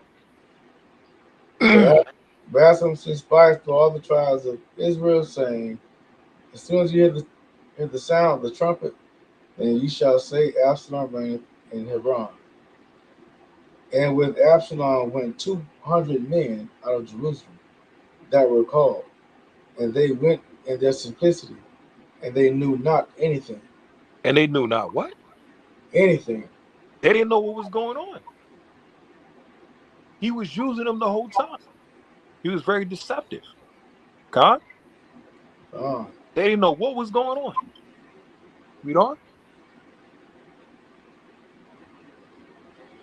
And Absalom sent for Ahithophel, the Galileite, David's counselor, from the city. Right. Even from, So hold on. So Absalom, he's very strategic. He know who to get to bring him to his side. Right. Ahithophel was one of David's counselor, trusted men and counselor. Right. So he took one of his father's men that he trusted, counsel, advice, and all of this stuff that's going on that he needs, secrets that they supposed to keep between themselves. Could be marriage secrets. All of this stuff was going on behind the scenes that he's dealing with, issues that he's dealing with, and he's coming to somebody for advice and a trusted counselor like Ahithophel. So Absalom is very strategic. He know how to create an insurrection, right, to overthrow David, right, because he want that position. We are.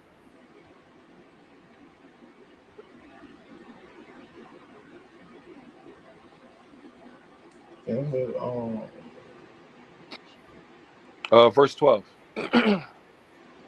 and Absalom sent 13. Read verse 12 again. Read verse 12 again. Come. And Absalom sent forth Ahithophel, the Galileite, David's counselor, from his city, even from Galo, while he offered sacrifices, and the conspiracy was strong, for the people increased continually with Absalom. You see that? He did all of this while he was offering sacrifices. So what was he doing? He was using the sacrifices as what? He was using it as like a mask, as a cover-up. He wasn't really there for the sacrifices. He was there for them to set him up as a new king. So him saying that he made that vow to the Lord to make this offering, all of that stuff, that was all part of the conspiracy. So David and the rest of the men would be thinking that he's over there to make that sacrifice, make that vow for the Lord. But he was there to conspire against David, his own father. Okay? And the people didn't even know. The people gathering with him, and they don't even know that he's using them. That's why you got to be careful about a narcissist. Because they'll be using people around you. They'll be using the people, and the people don't even know. You'll be on a narcissist side, and you don't even know that they're using you. You know? They tricked you. It's all about perception with them. They the center of attention. Manipulation tactics.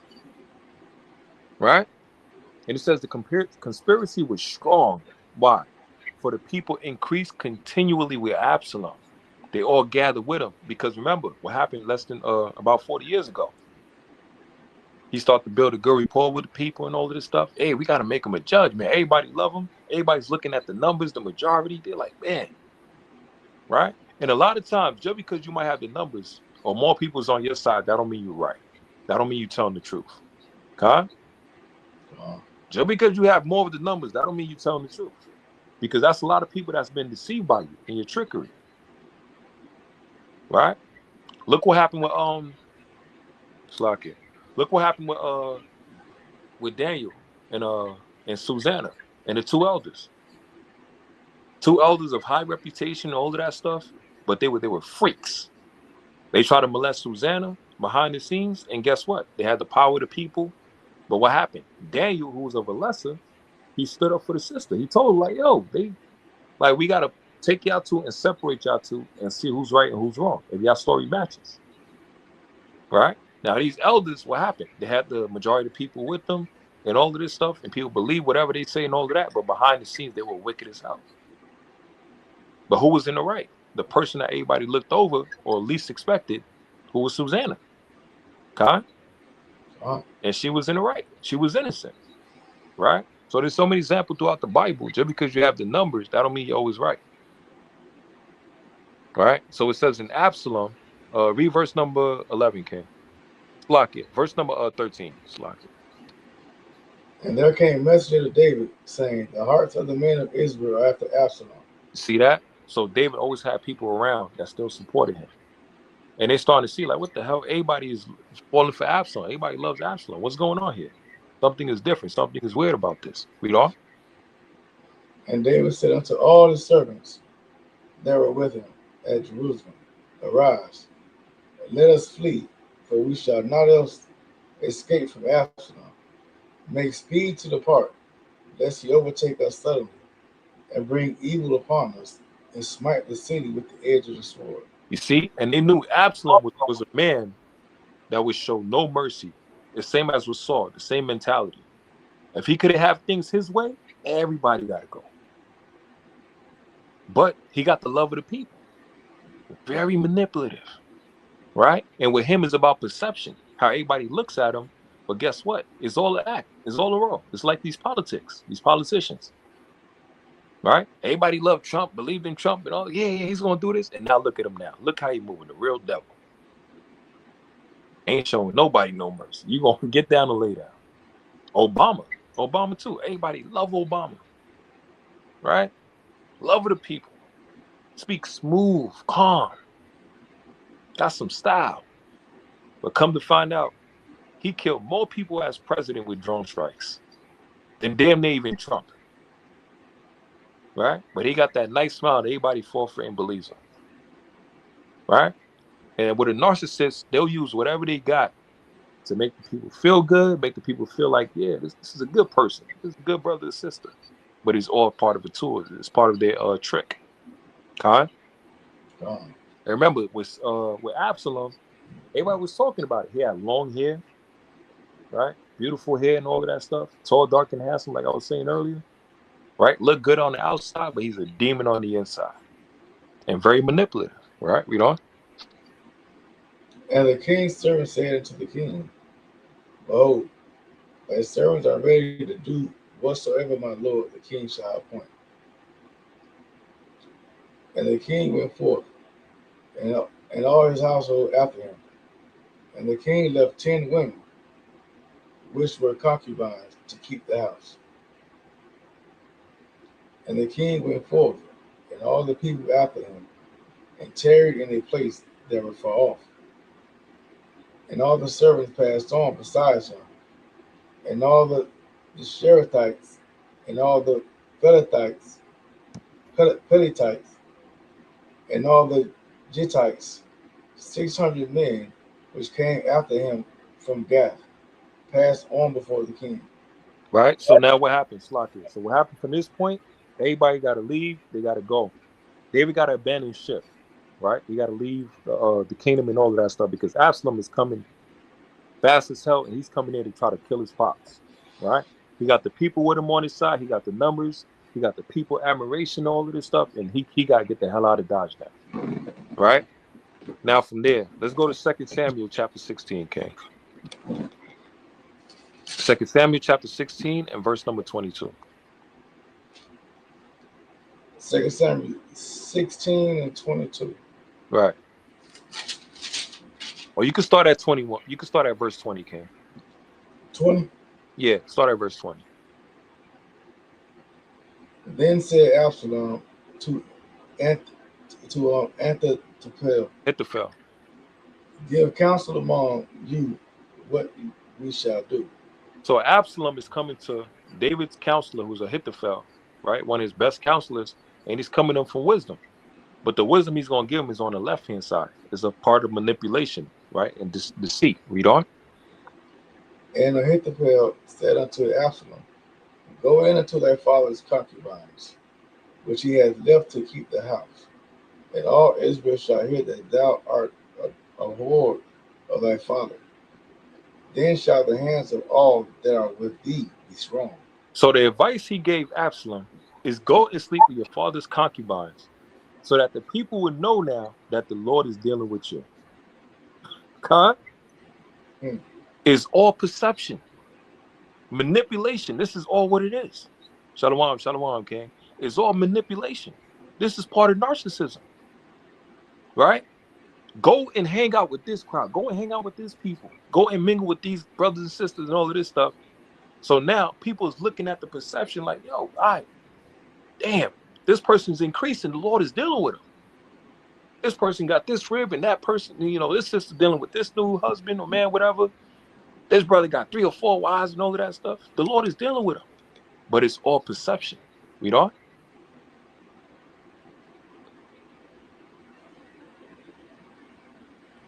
So they spread Absalom a tent upon the top of the house, and Absalom went in unto his father's concubines in the sight of all Israel. You see that? And he wanted everybody to see. That's the key. He want all the people to see. That's part of the deception. When it comes to a narcissist, they're about public perception. Right? Now we understand the Lord said, Matthew chapter 5 and verse 13, 14, and 15. Let your light shine so your good works could be in the front of men, so you could praise the Heavenly Father. Right? But all that ties into what? You praising the Lord. Right? By your actions and by your works, you being a good example. Right? But Absalom, he understands the people and their perception and how to deal with them, how they perceive certain things. It's like now with the situation with Megan Thee Stallion and Klay Thompson. What do you think about that situation, Yeah, it's crazy. I mean, but he's more of a, I guess you said clean, more of a clean cut guy in comparison to her than what she portrays herself as, showing the body. She got that walk, for the world to see, and so that ain't what he want. Okay, now why nobody's mentioning Megan Thee Stallion and Tory Lanez? Because they want to, the what she portraying herself as a woman, that's what they want to lead to. But remember the story with Megan Thee Stallion and Tory Lanez? They used to deal with each other. Right? And what happened? Megan Thee Stallion set up Tory Lanez and lied and said that he tried to kill her. And she did what? She got what? She got the following and the favor of the people based on the perception that she put out. While Tory Lanez is in prison fighting for his life. And a lot of people don't know about Tory Lanez. He was able to finesse the system. The contract that he had, he went behind because what? He was able to sell his music. He sold CDs for like $1 and was able to come up with about $1 million straight for himself. When you go back to that story with Tory Lanez, Tory Lanez understood they tried to get rid of him because he knew how to crack the system. With the music industry, with the 360 deals and all of this stuff, they tried to get rid of him. And they framed him and lied and said he tried to kill Megan Thee Stallion. And she went with the story. She ran with it. And the perception of the people, they believed her. Okay? And now look how many relationships she's been in. All the people she done dealt with. All by the perception of the people. But don't forget, she told people, man, WAP, shake that here and there, this and that, F niggas and all of that stuff. And this, I could do what I want. If I get what to do, whatever, he gonna have to pay me and all of this stuff and money and all of that. And wicked as hell. She set a wicked example. Right? Same as with Diddy. Shalom, shalom. Right, Khan. Like the brother was saying, same as with Diddy, man. Look at the perception that Diddy portrayed to everybody else. But behind the scenes, he's wicked as hell. Yeah. Right? Behind the scenes, he's manipulating Biggie and everybody else and all of that stuff. He's making deals with Amalek and all of that. Throwing his people under the bus. That he's having contracts and deals with. Every person that signed to his label, they ended up dead. You know? How he was dealing with the women. How he was dealing with Cassie. They had videos about it. He was beating the crap out of her. But in front of everybody else, Mr. Take that. Bad boy, baby. Right? This goes both ways. And there's so many examples everybody can use. Don't fall for the banana in the damn tailpipe. Just because it look good, that don't mean it is. Okay? But Absalom understood how to manipulate the people. Shit, Slakia, look at it now. Look at some of these brothers in these camps. Right? You build up a following and all of this stuff. Everybody love how you teach and edify, breaking down the scriptures and all of that. And then once you get a certain number, what happens? You backdoor the whole nation. And you switch the whole doctrine. Huh? You know, I'm agreeing with you. It's gone. Con. You get a certain following, you backdoor the whole nation, you switch the whole doctrine, and now you become damn Christians and all of this stuff. You change the name of the Lord, and you know, everybody can be saved, and this and all of that's like it's crazy. And the people that thought that you was right, the people that actually trusted in you and followed you, you led them all astray. Look, that's what Absalom did. Because remember earlier, we were at what? The people they didn't know. They were simple. They didn't know that he was tricking them. He was using them. God? And using them to go what? Against a righteous man as David. Yeah, like Sister Mayan says. That's wild. Read on.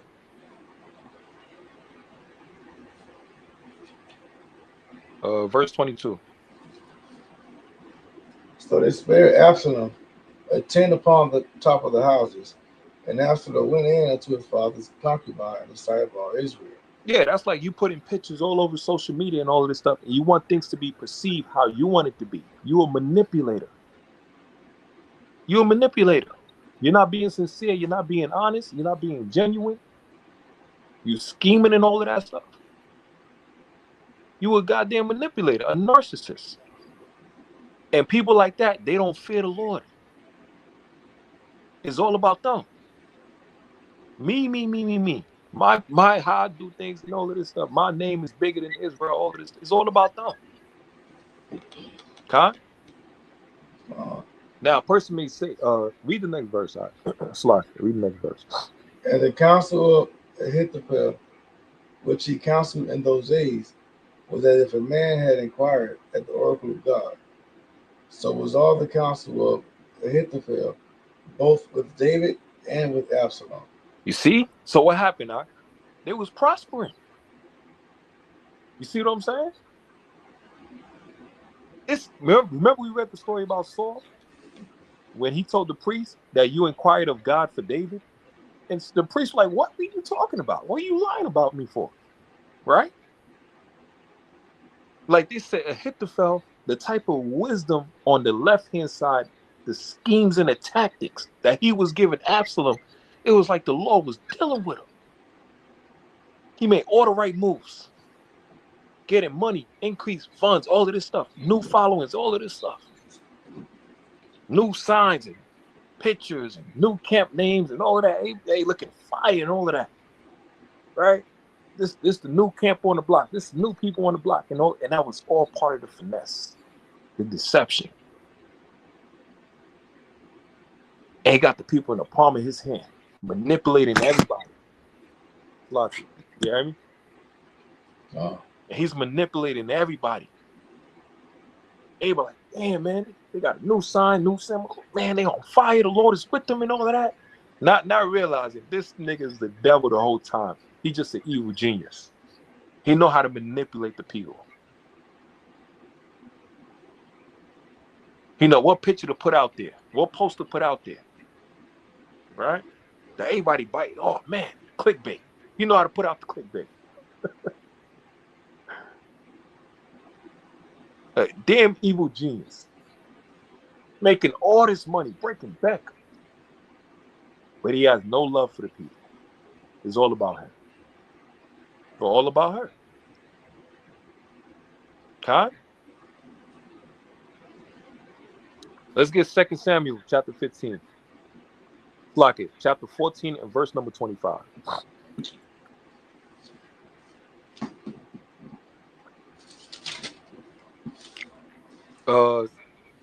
Start at verse 23. 2 Samuel 14 and 23. So Joab arose and went to Geshur and brought Absalom to Jerusalem. Read on. And the king said, let him turn to his own house, and let him not see my face. So Absalom returned to his own house and saw not the king's face. Right? So Absalom and David, they had a separation. Right? Because of what Absalom did. Right? Read on. But in all Israel, there was none to be so much praised as Absalom for his beauty. For his what? For his beauty. You see that? The people of Israel loved Absalom for his beauty, right? How perfect he looked as a man. Big, strong, muscles, right? Long hair, know how to talk, know how to sweet talk people and everything and all of that stuff. He got some game and everything. All right, who does that sound like? Remember Saul? Saul was tall, dark, and handsome, jewelry decked out and everything, all of that. Looked good on the outside, right? Read on. From the sole of his feet, from the sole of his foot, even to the crown of his head, there was no blemish in him. There was no what? There was no blemish in him. So he looked perfect on the outside. A narcissist could be a stone cold killer. Pretty smile, big smile, nice eyes, and all of this stuff. Beautiful face, hair, clear skin, big and strong. And they're going to use all that to their advantage to trick the people, to get what they want. Then we say in Timothy's, in these last days shall be men that be lovers of their own selves. And he forget the Lord. They don't care about Yahweh Shemel Shah, and the Lord's looking at the spirit, not the flesh. That's how he did with his father David. He cared about the spirit and not the flesh, the inward and not the outward. Right? Read on. And when he pulled his head, for it was at every year's end that he pulled it, because the hair was heavy on him. Therefore he pulled it. To wear the hair of his head at 200 shekels after the king's weight. Look at that. So he had long hair, long, healthy hair. Right? But once again, he was a demon. Khan? Oh. This nigga was a demon. So what happened to Absalom? Right? Look good on the outside, but a bastard on the inside. Let me get 2 Samuel 18. This is the end of Absalom. 2 Samuel 18. And let's jump to verse number 9. We're about to close out. Because now what happened? 2 Samuel 18 and 9. Yeah. What happens? Absalom, Joab was David's right-hand man. Joab seen Absalom was scheming and trying to kill David the whole time. And Absalom was he was so cold with it. Right? He had the love of the people, admiration, he had the fan service, all of that. He was so cold with it. He knew how to come at his pops and destroy everything from within. But Joab was right there, because Joab like, hell nah, this nigga dangerous. Hell nah, man.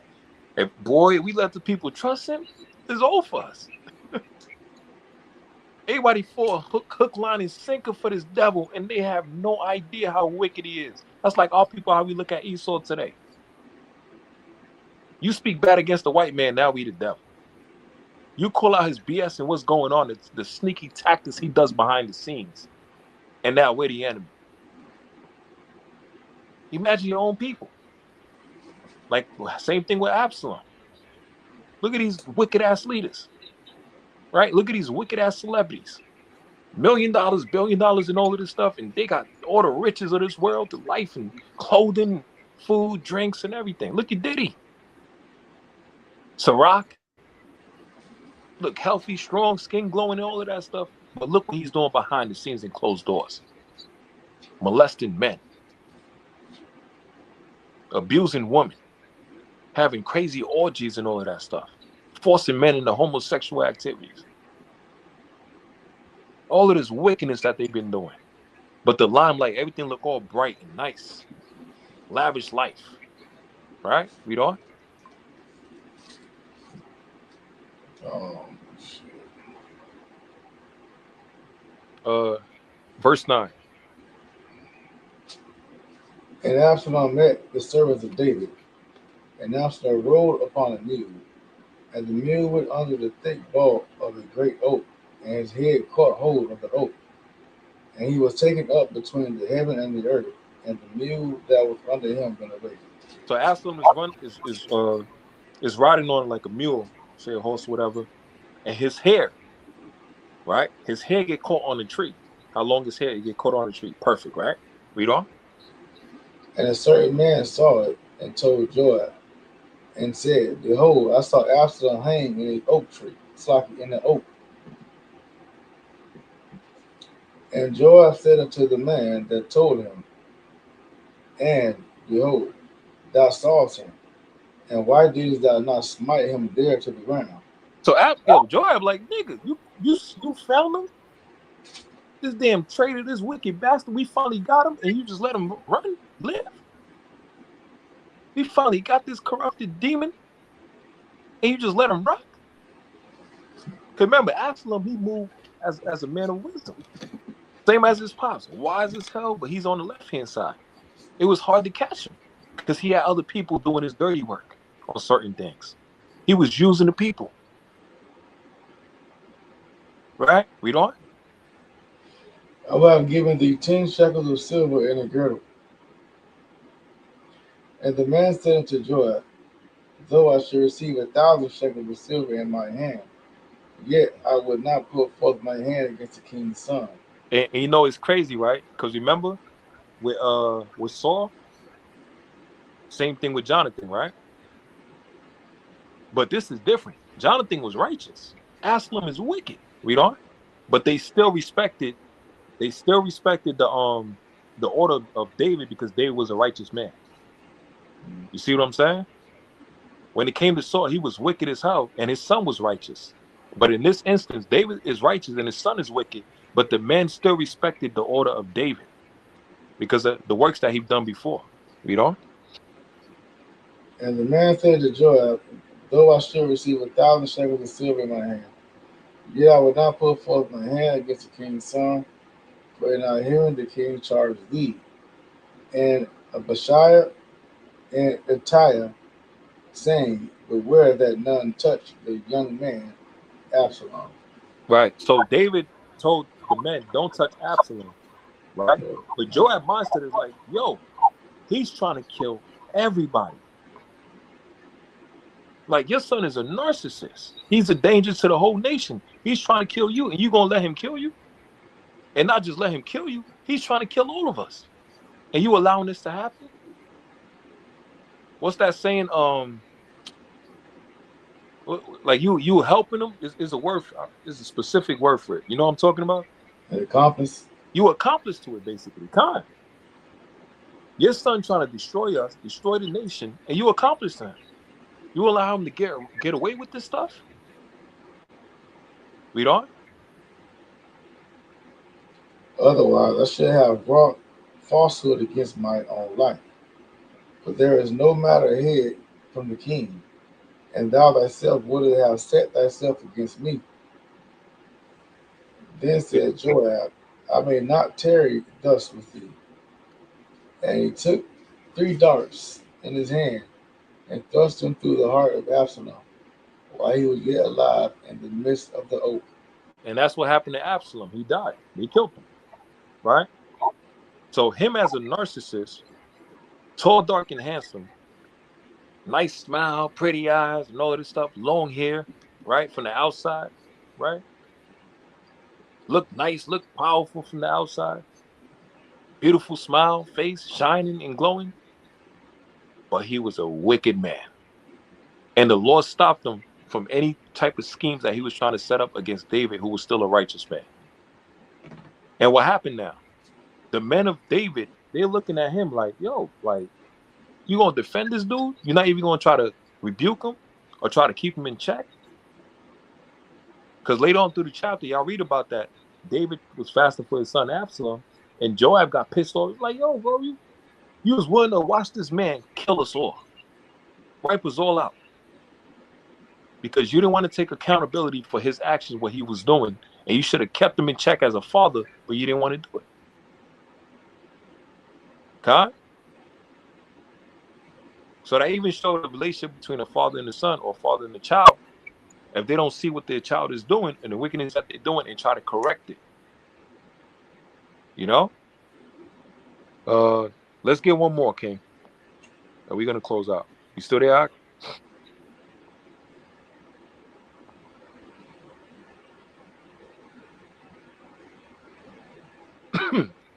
Yeah, Shakan, you still there, King? Gone. Yeah, let's get one more, because we want to balance it out. Let's get 2 Kings. Matter of fact, Just want to show y'all different examples. Let's start at 1 Kings chapter 16 in verse number 31.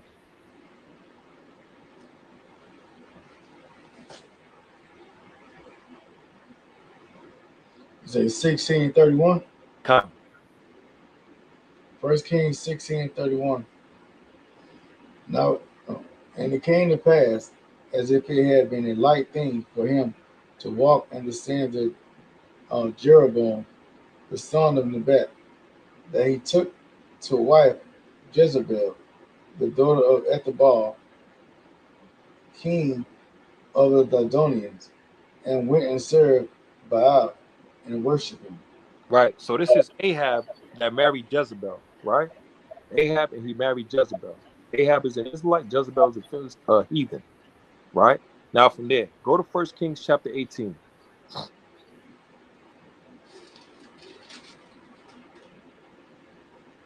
1 Kings chapter 18, and let's go to verse number 1. 1 Kings 18:1. And it came to pass after many days that the word of the Lord came to Elijah in the third year, saying, Go, shew thyself unto Ahab, and I will send rain upon the earth. And Right, Elijah went to shew himself unto Ahab, and there was a sore famine in Samaria. Right, so there was a famine in Samaria, right? This is Elijah, a prophet, and we got Elijah and Ahab right now, right? Read on. And Ahab called Obadiah, which was the governor of his house. And Obadiah feared the Lord greatly. And Obadiah feared the Lord greatly. Now, guess who comes in? Read on. For it was so, when Jezebel cut off the prophets of the Lord, that Obadiah took 100 prophets and hid them for 50 in a cave, and fed them with bread and water. So Jezebel was known as a woman that was killing the prophets of the Lord, right? Obadiah, a righteous man, protects some of the prophets from the wrath of Jezebel, right? Now, Jezebel is married to Ahab, who's an Israelite, right? Read on. And Ahab said unto Obadiah, Go into the land unto all fountains of water, and unto all brooks, peradventure we may find grass to save the horses and mules alive, that we lose not all the beasts. So they divided the land between them to pass throughout it. Ahab went one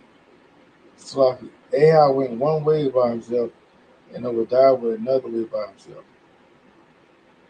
And as Obadiah was in the way, behold, Elijah met him, and he knew him, and fell on his face and said, Art thou that my lord Elijah?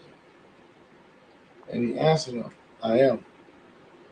Go tell thy Lord, behold, Elijah is here. And he said, What have I sinned, that thou wouldest deliver thy servant into the hand of Ahab to slay me? As the Lord thy God liveth, there is no nation or kingdom, whether my Lord hath not sent to seek thee. And when they said he is not there, he took an oath of the kingdom and nation that they found thee not. Right. So quick thing. So this is Elijah and they talking back and forth him and Obadiah, right? They basically tell him to let them know that the Lord sent me, right? I'm here to do the work of the Lord, the duty of the Lord. Remember, in verse 1, the Lord told him to go to Ahab and tell him what was going on pertaining to the rain, because they had famine in that time. The Lord was going to bring rain, right?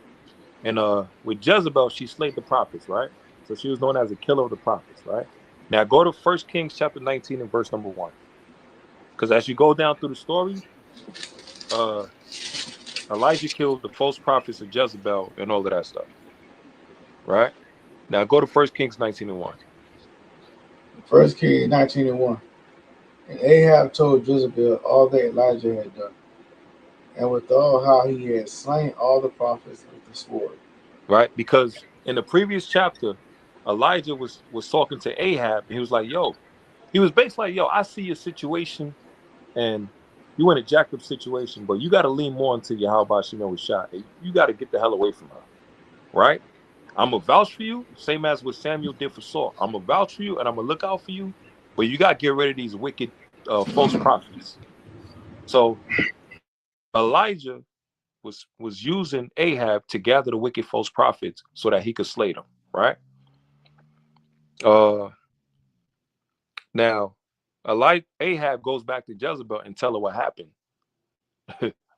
Instead of him putting his foot down, he told her what happened, right? And look what she did. Keep reading out. You're on mute.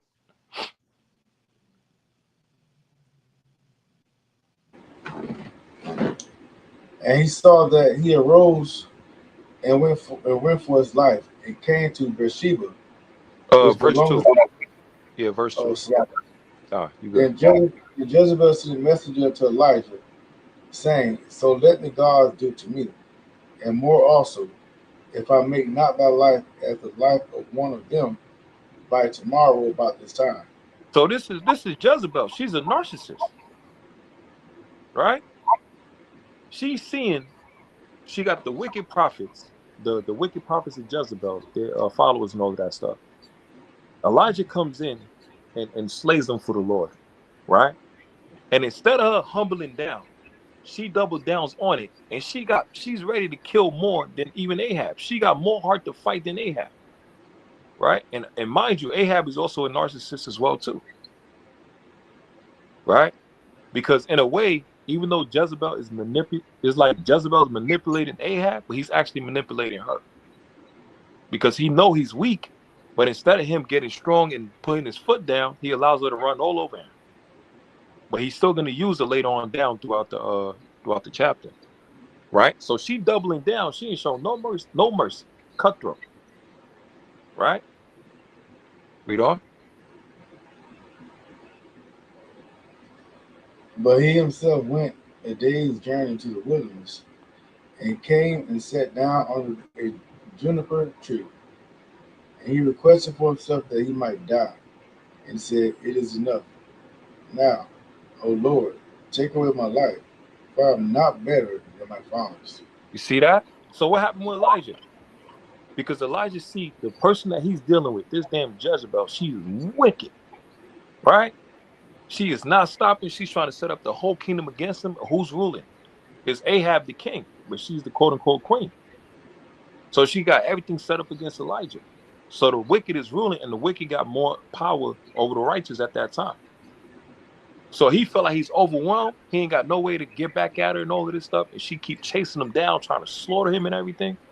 She got the whole system against him, right? He felt like he's about to quit, right? But what happened? The Lord sent an angel to strengthen him and to bring him towards him after a 40-day travel, which was basically a fast he had to do after. And the Lord had to remind him, like, yo, don't fear her. Even though she got the whole system against you and all of that stuff, I'm still your power. I'm going to protect you. I'm going to guide you, right? Because a narcissist can only win for so long, but at the end of the day, the Lord's the one that's going to get the upper hand at the end of the day. All right?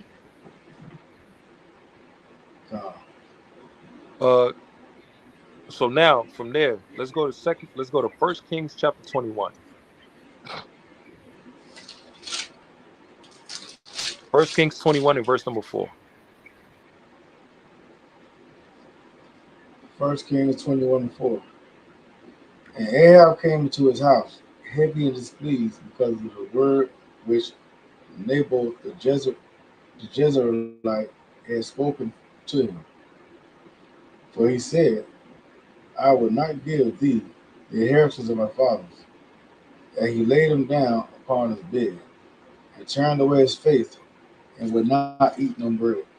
So what happened? Ahab wanted something that don't belong to him. He wanted Naboth's vineyard, right? And Naboth said, yo, I can't give it. I know you're the king, but I can't give it. This belongs to me. This is part of my family inheritance, right? Now, us as Israel, everybody had their own lot. Everybody had their own land, their own items, and all of that stuff that belonged to them, right? There's laws for that, right? But Ahab still trying to take what belongs to Naboth, which don't belong to him. So Ahab is a narcissist as well too, because they want something that's not theirs. Okay? You can't have it.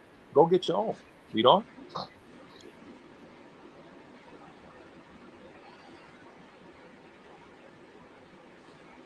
Yeah, read on, Ken. Come on. Yeah, we almost done. Where was that? Sorry. Verse number 5. Slocky, verse number 4. Verse number 4. 22:4. No, 20. 21:4. Con. 21:4. Slocky. Con.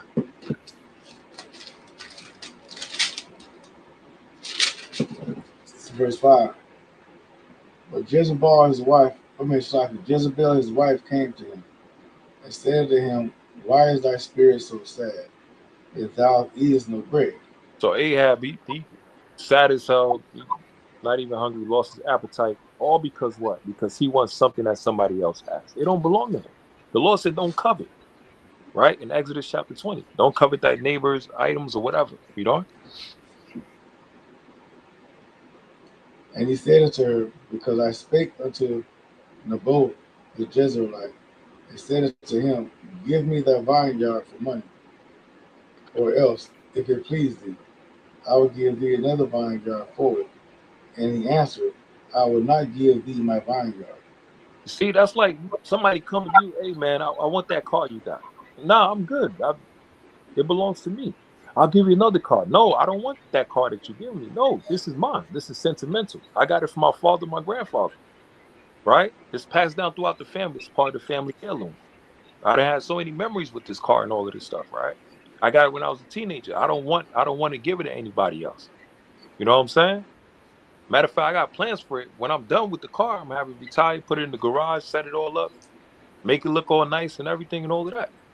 But Ahab said, no, that's what I want, right? When it comes to a narcissist, they can't have something that you have. They're going to destroy everything you got to get what they want, right? Read on.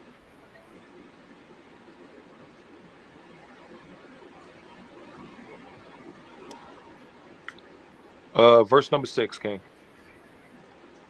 Slocky, verse 7. Verse 7 now. Slocky. And Jezebel, his wife, said unto him, dost thou now govern the kingdom of Israel? Arise and eat bread, and let thy heart be merry. I will give thee the vineyard of Naboth the Jezreelite. So how is Jezebel gonna get the vineyard from Naboth? Right, read on. So she wrote letters to Ahab's name, and sealed them with the seal, and sent the letters unto the elders and to the nobles that were in his city, dwelling with Naboth.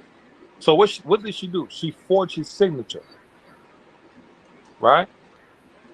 She forged his signature and saying this is what Ahab said, here and there, this and that. I'm the king. You do this and do that, right?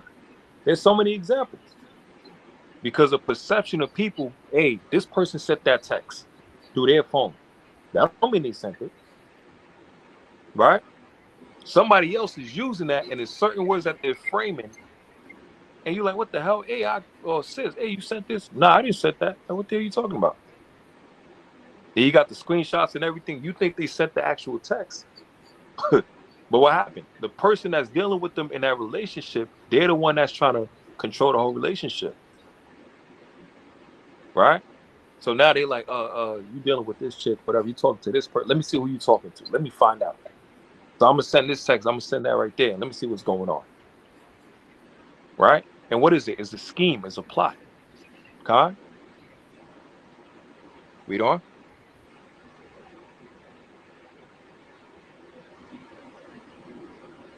Verse number 9.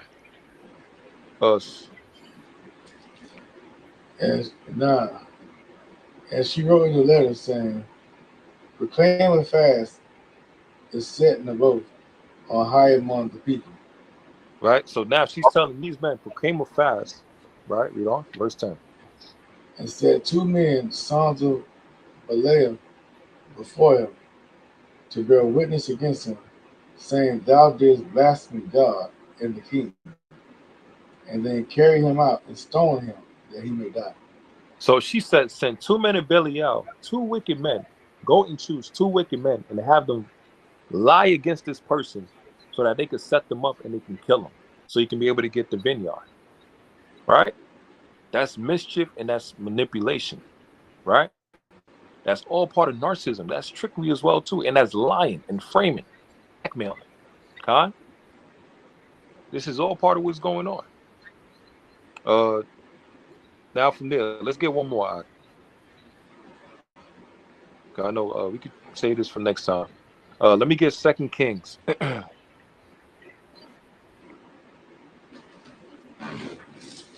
Let's get 2 Kings chapter 9.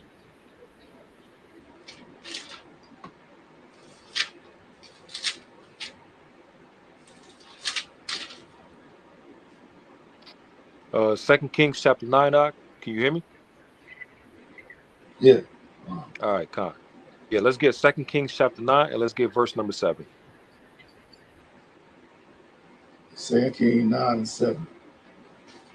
And thou shalt smite the house of Ahab thy master, that I may avenge the blood of my servants the prophets, and the blood of all the servants of the Lord at the hand of Jezebel.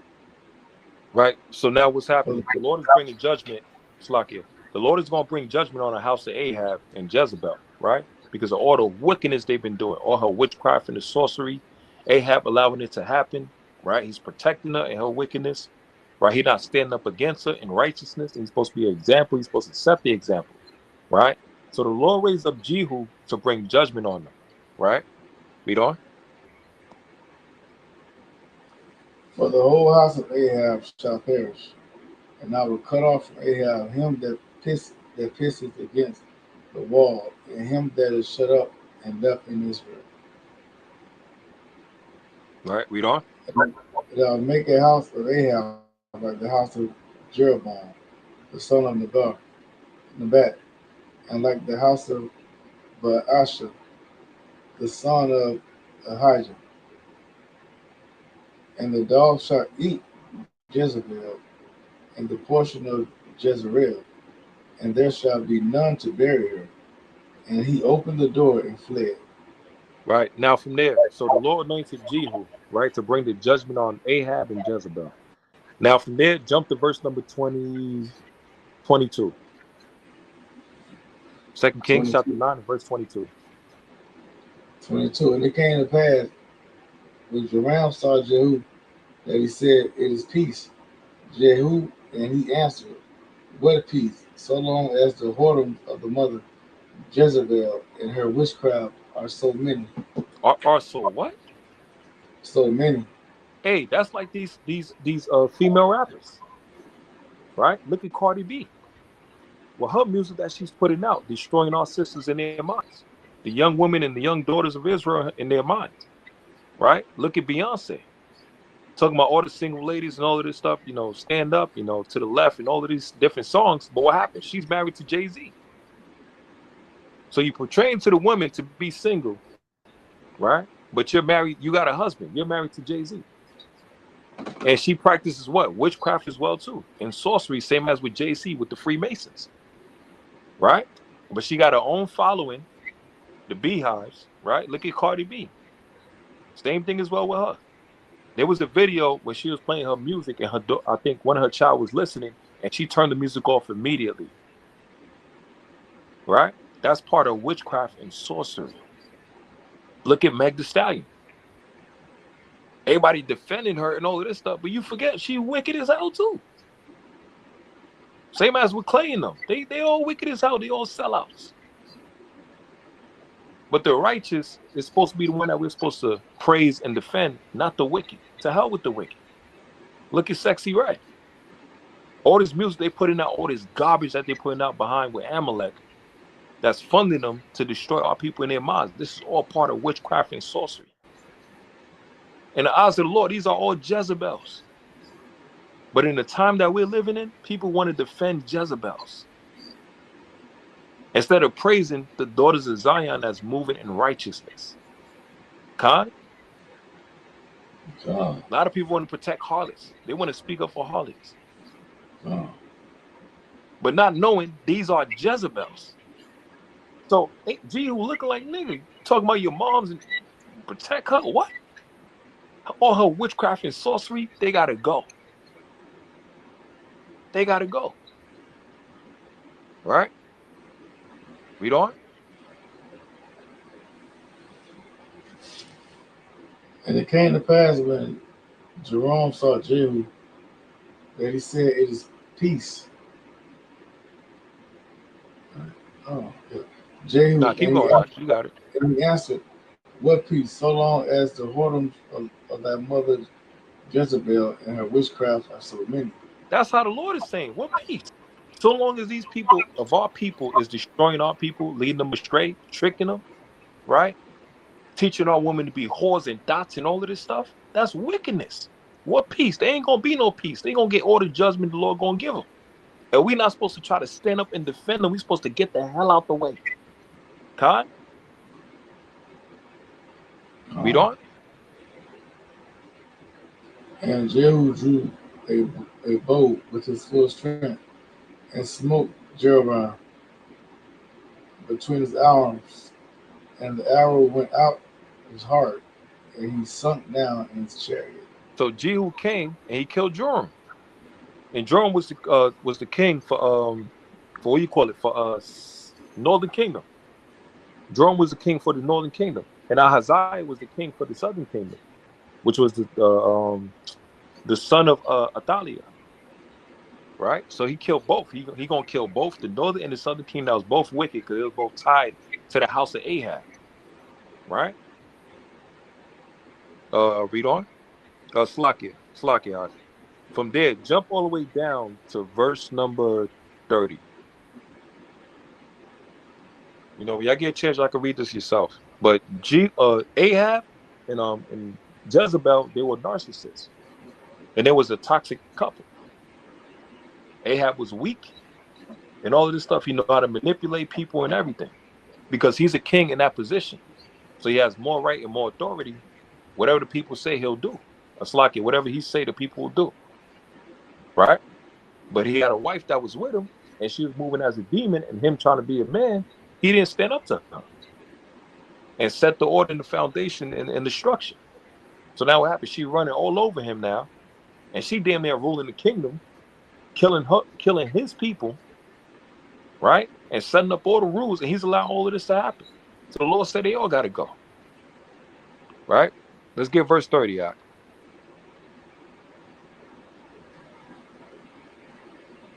Yeah. 2 Kings chapter 9 and verse 30. We're about to close out with this one, King.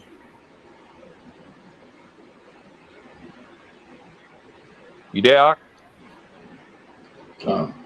God. Slaki. Nah, you got it, Ak. Let's close it out strong, King. We got this. Yeah, I'm at the end though, King. God. Yeah, I got work. All right, God. All right, I got it. God. So this is 2 Kings chapter 9 and verse 30. And it says, and when Jehu was come to Jezreel, Jezebel heard of it, and she painted her face and tied her head and looked out at the window. Right? So now what happens? Jehu is coming to bring judgment on Jezebel, right? So when she see Jehu was coming, what happens now? She painted her face, got the makeup going, all of this stuff, tied hair, making her look nice and good. And what is that? That's used as a manipulation tactic, right? She want to look good on the outside, but remember, she's a demon on the inside, right? Because it's all about the perception of the people. And as Jehu entered in at the gate and said, had Zimri peace, who slew his master, right? And he lifted up his face to the window and said, who is on my side? Who? And there looked out to him 2 or 3 eunuchs. And he said, throw her down. So they threw her down, and some of her blood was sprinkled on the wall and on the horses, and he trod her underfoot. So what happened? Jezebel, the men that she had around her, she wasn't going to have men that was going to be austere, men that was going to stand up for the Lord, right? Masculine. Now, society would say toxic masculinity, but you got to keep it real. The Lord said in Chronicles, how you judge a man? By him keeping the commandments of God. So Jezebel had weak men around her that she emasculated. Those were the eunuchs. So she knew who the people that she had around her, right? That wasn't going to stand up or try to fight back against her and all of that stuff. But it said with the 2 or 3 eunuchs, they was able to throw her down onto the damn ground from the roof. Why? Because they was pissed off with her how she was treating them, right? And they thought that because of the power that she had for her being the queen, or quote unquote queen or ruler of Israel, because her husband Ahab was the king and all of that stuff. So now what happens? They're fearful because they have no authority. They have no way of trying to stop what she's doing or even trying to protect themselves. So whatever she say, they got to roll with it. But now they see an opportunity, a man of God who's trying to set everything back in order comes in and willing to fight back against this damn devil, against this damn system, and the destroy and overthrow it. Now the people start to stand up. Now they got courage, right? To go back and fight against this wicked system. So they was like, yo, we gonna throw her ass over down to the damn floor. We sick and tired of her, right? Bullying us and all of this stuff. We know deep down this ain't right. Everything is out of order, right? And now what happens? She's dead. So now Jehu comes into the you could say castle, and he's chilling, he's relaxing. And everything that they said throughout the scripture in the book of 2 Kings with the prophecy that the dog was going to eat of her and turn her into damn bones, that's what happened, right? That was her judgment for being a damn demon, a damn narcissist. And even Ahab got killed already. He was done, right? And this is part of the judgment of the Lord for people that want to be manipulative, want to be deceptive, want to use other people and all of this stuff, want to trick the people and not sincere in this truth. The Lord already watching everything that you're doing, and he's going to bring a judgment on you. And when it happens, you will not see it coming, right? So let me just get one more. Sirach chapter 1. Let's see if everybody can hear me. Shalom, can y'all still hear me? Give me a con 777, y'all can hear me. Sirach chapter 1. And we're going to close it out with this one. Sirach chapter 1 and verse number 29. It says, be not an hypocrite in the sight of men. Take good heed what thou speakest. Exalt not thyself, lest thou fall, and bring dishonor upon thy soul. And so God discover thy secrets and cast thee down in the midst of the congregation. Because thou camest not in truth to the fear of the Lord, but thy heart is full of deceit. Right? So I'll leave off with that. All praise Yahweh Shem Yahushai. Hopefully, brothers and sisters was edified by the lesson. Keep the brother Gabar Nawar in prayer as well, too. Here and there, Satan always try to find ways to jack people up and all of that stuff. So like the Lord said, if you following that spirit of a narcissist, be very careful, be on the lookout. Repent and keep the commandments of God and move in sincerity and truth. Don't wait till the Lord gets you and jack you up now because of how deceptive you're moving and deceitful. You're lying to the people and all of this stuff, right? So all things not always how we seem, right? Like the saying goes, it's not how you start, it's how you finish. And let's continue to endure, family. Okay? With that, Kwame Ashala, and we'll close out with the Lord's Prayer.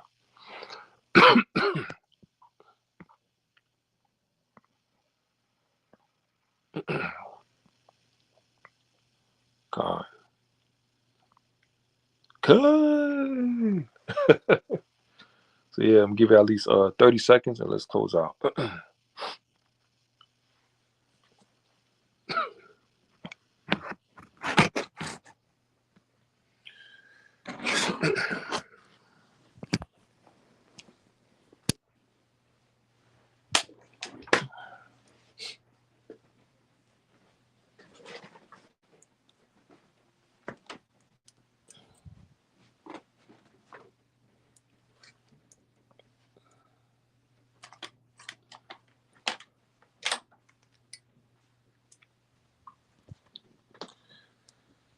Well, praise Yahweh Shem Yahushai by Shem Chakadash. Shemai Yasharallah Yahweh Allah Haynawa Yahweh Ahad Abinawa Shabbat Shemayim Kodash Yasham Ka Yahweh Malakufka Tabar Ratzaka Hayai Shaba Ratza Kawahaya Bashemayim Nathanawa Laham Hayuam Wasalachnawa Habuafnawa Kasalachnawa Habuafinawa La Tabiainawa Banasaywana Balhawa Shainawa Mayan Rai Kayalaka Hamalakwa for Allah with the Baraf like Walamium. Amen. All praise Yahweh Shem Yahushai. We come to you for mercy, for knowledge as well, for any sins we have committed against you, knowingly, unknowingly. Sins of our forefathers, sins of our foremothers, sins of our ancestors.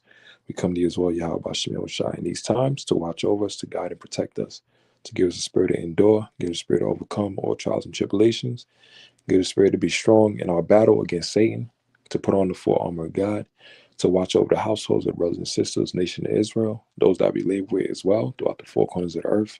Keep the angels around us in our house to protect us, to keep us strong in these last days. Watch over those that are in need, heal those that are sick, heal those that are low in faith, heal those that are low in courage, and also to wake up the gifts and the talents for every brother and sister that you have brought into this truth, Yahweh Shemel Shai, to increase the laborers in these times, so we can continue to do this work, so you can speed up the time for the elect's sake, and we get out of our captivity and to watch the destruction of our enemy. Amen. We also come to Yahweh Shemel Shai to also bless those that are keeping the Maker Passover, and also the upcoming feast days, and to give us the spirit to endure daily and to be ready for the return of the Messiah. Amen. Khan. And with that, Kwam Yashala. Khan.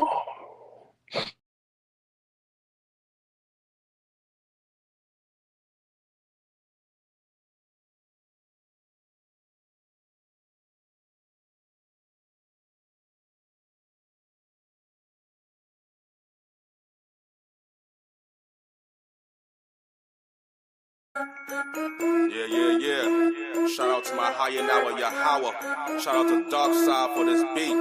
All praises to my higher Nawar, Yahweh, the house of Israel. Put your hands on your heart for your God.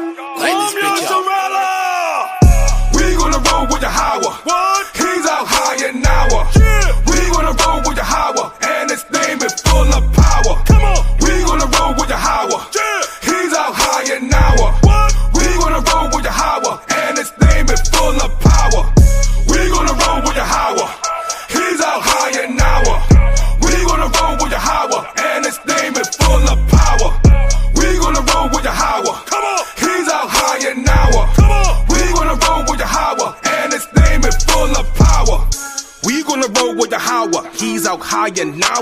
There's none greater than the God Yahweh. Every day he show us his power, and these storms, man, they devour. He has bodies, man, every hour. Life is sour, but he brings power. And his son, yes, we do honor. He's our father, a mighty father. And you defile us, why even bother? All you wicked ass men that started these powers, but he's the problem solver. Man, these scriptures hit like a revolver. Shrapnel in your face like a bomber. Daughters of Zion, let's go warn her that the Lord God is about to abhor her. Wait, hold up. This is the reason why I'm living, and the reason why I'm even in existence is to please higher Nawar and to show higher Nawar that we have truly repented. Ain't no reason for a brother to come up the camp at the front like he got still. But if a real little brother by the will of the Yahweh, your camp, he might just fail. Wait, hold up. We gonna roll with Yahweh. He's out higher Nawar. What? We gonna roll with Yahweh, and his name is full of power. Yeah. We gonna roll with Yahweh. He's out higher Nawar. We gonna roll with Yahweh, and his name is full of power. Come on. We gonna roll with Yahweh. Yeah. He's out higher Nawar. Go. We gonna roll with Yahweh, and his name is full of power. Hallelujah. We gonna roll with Yahweh. He's out higher Nawar. We gonna roll with Yahweh, and his name is full of power. Who the hell said Yahweh ain't real? Don't make a cop back or to steal. Make you clap like you was a seal, or a pig to the slaughter you squeal. Like the devils in the Bible it revealed. White women walk past you like ill. To the devils in the crowd and send chills. Hop back in your post and just peel. White people walk up and they cry, trying to say that the Bible ain't right. But the Bible said the devil gonna fry, and the Bible said the devil is a lie. You should the devil touch the apple of his eye. Coronavirus that you modify. Better scripture that are screaming for the Lord. Angel call upon y'all like a sword. Hold up. This is the reason why I'm living, and the reason why I'm even in existence is to please higher Nawar and to show higher Nawar that we have truly repented. There's no reason for our brother just to come up the camp at the front like he got still. Cause if it's real, then the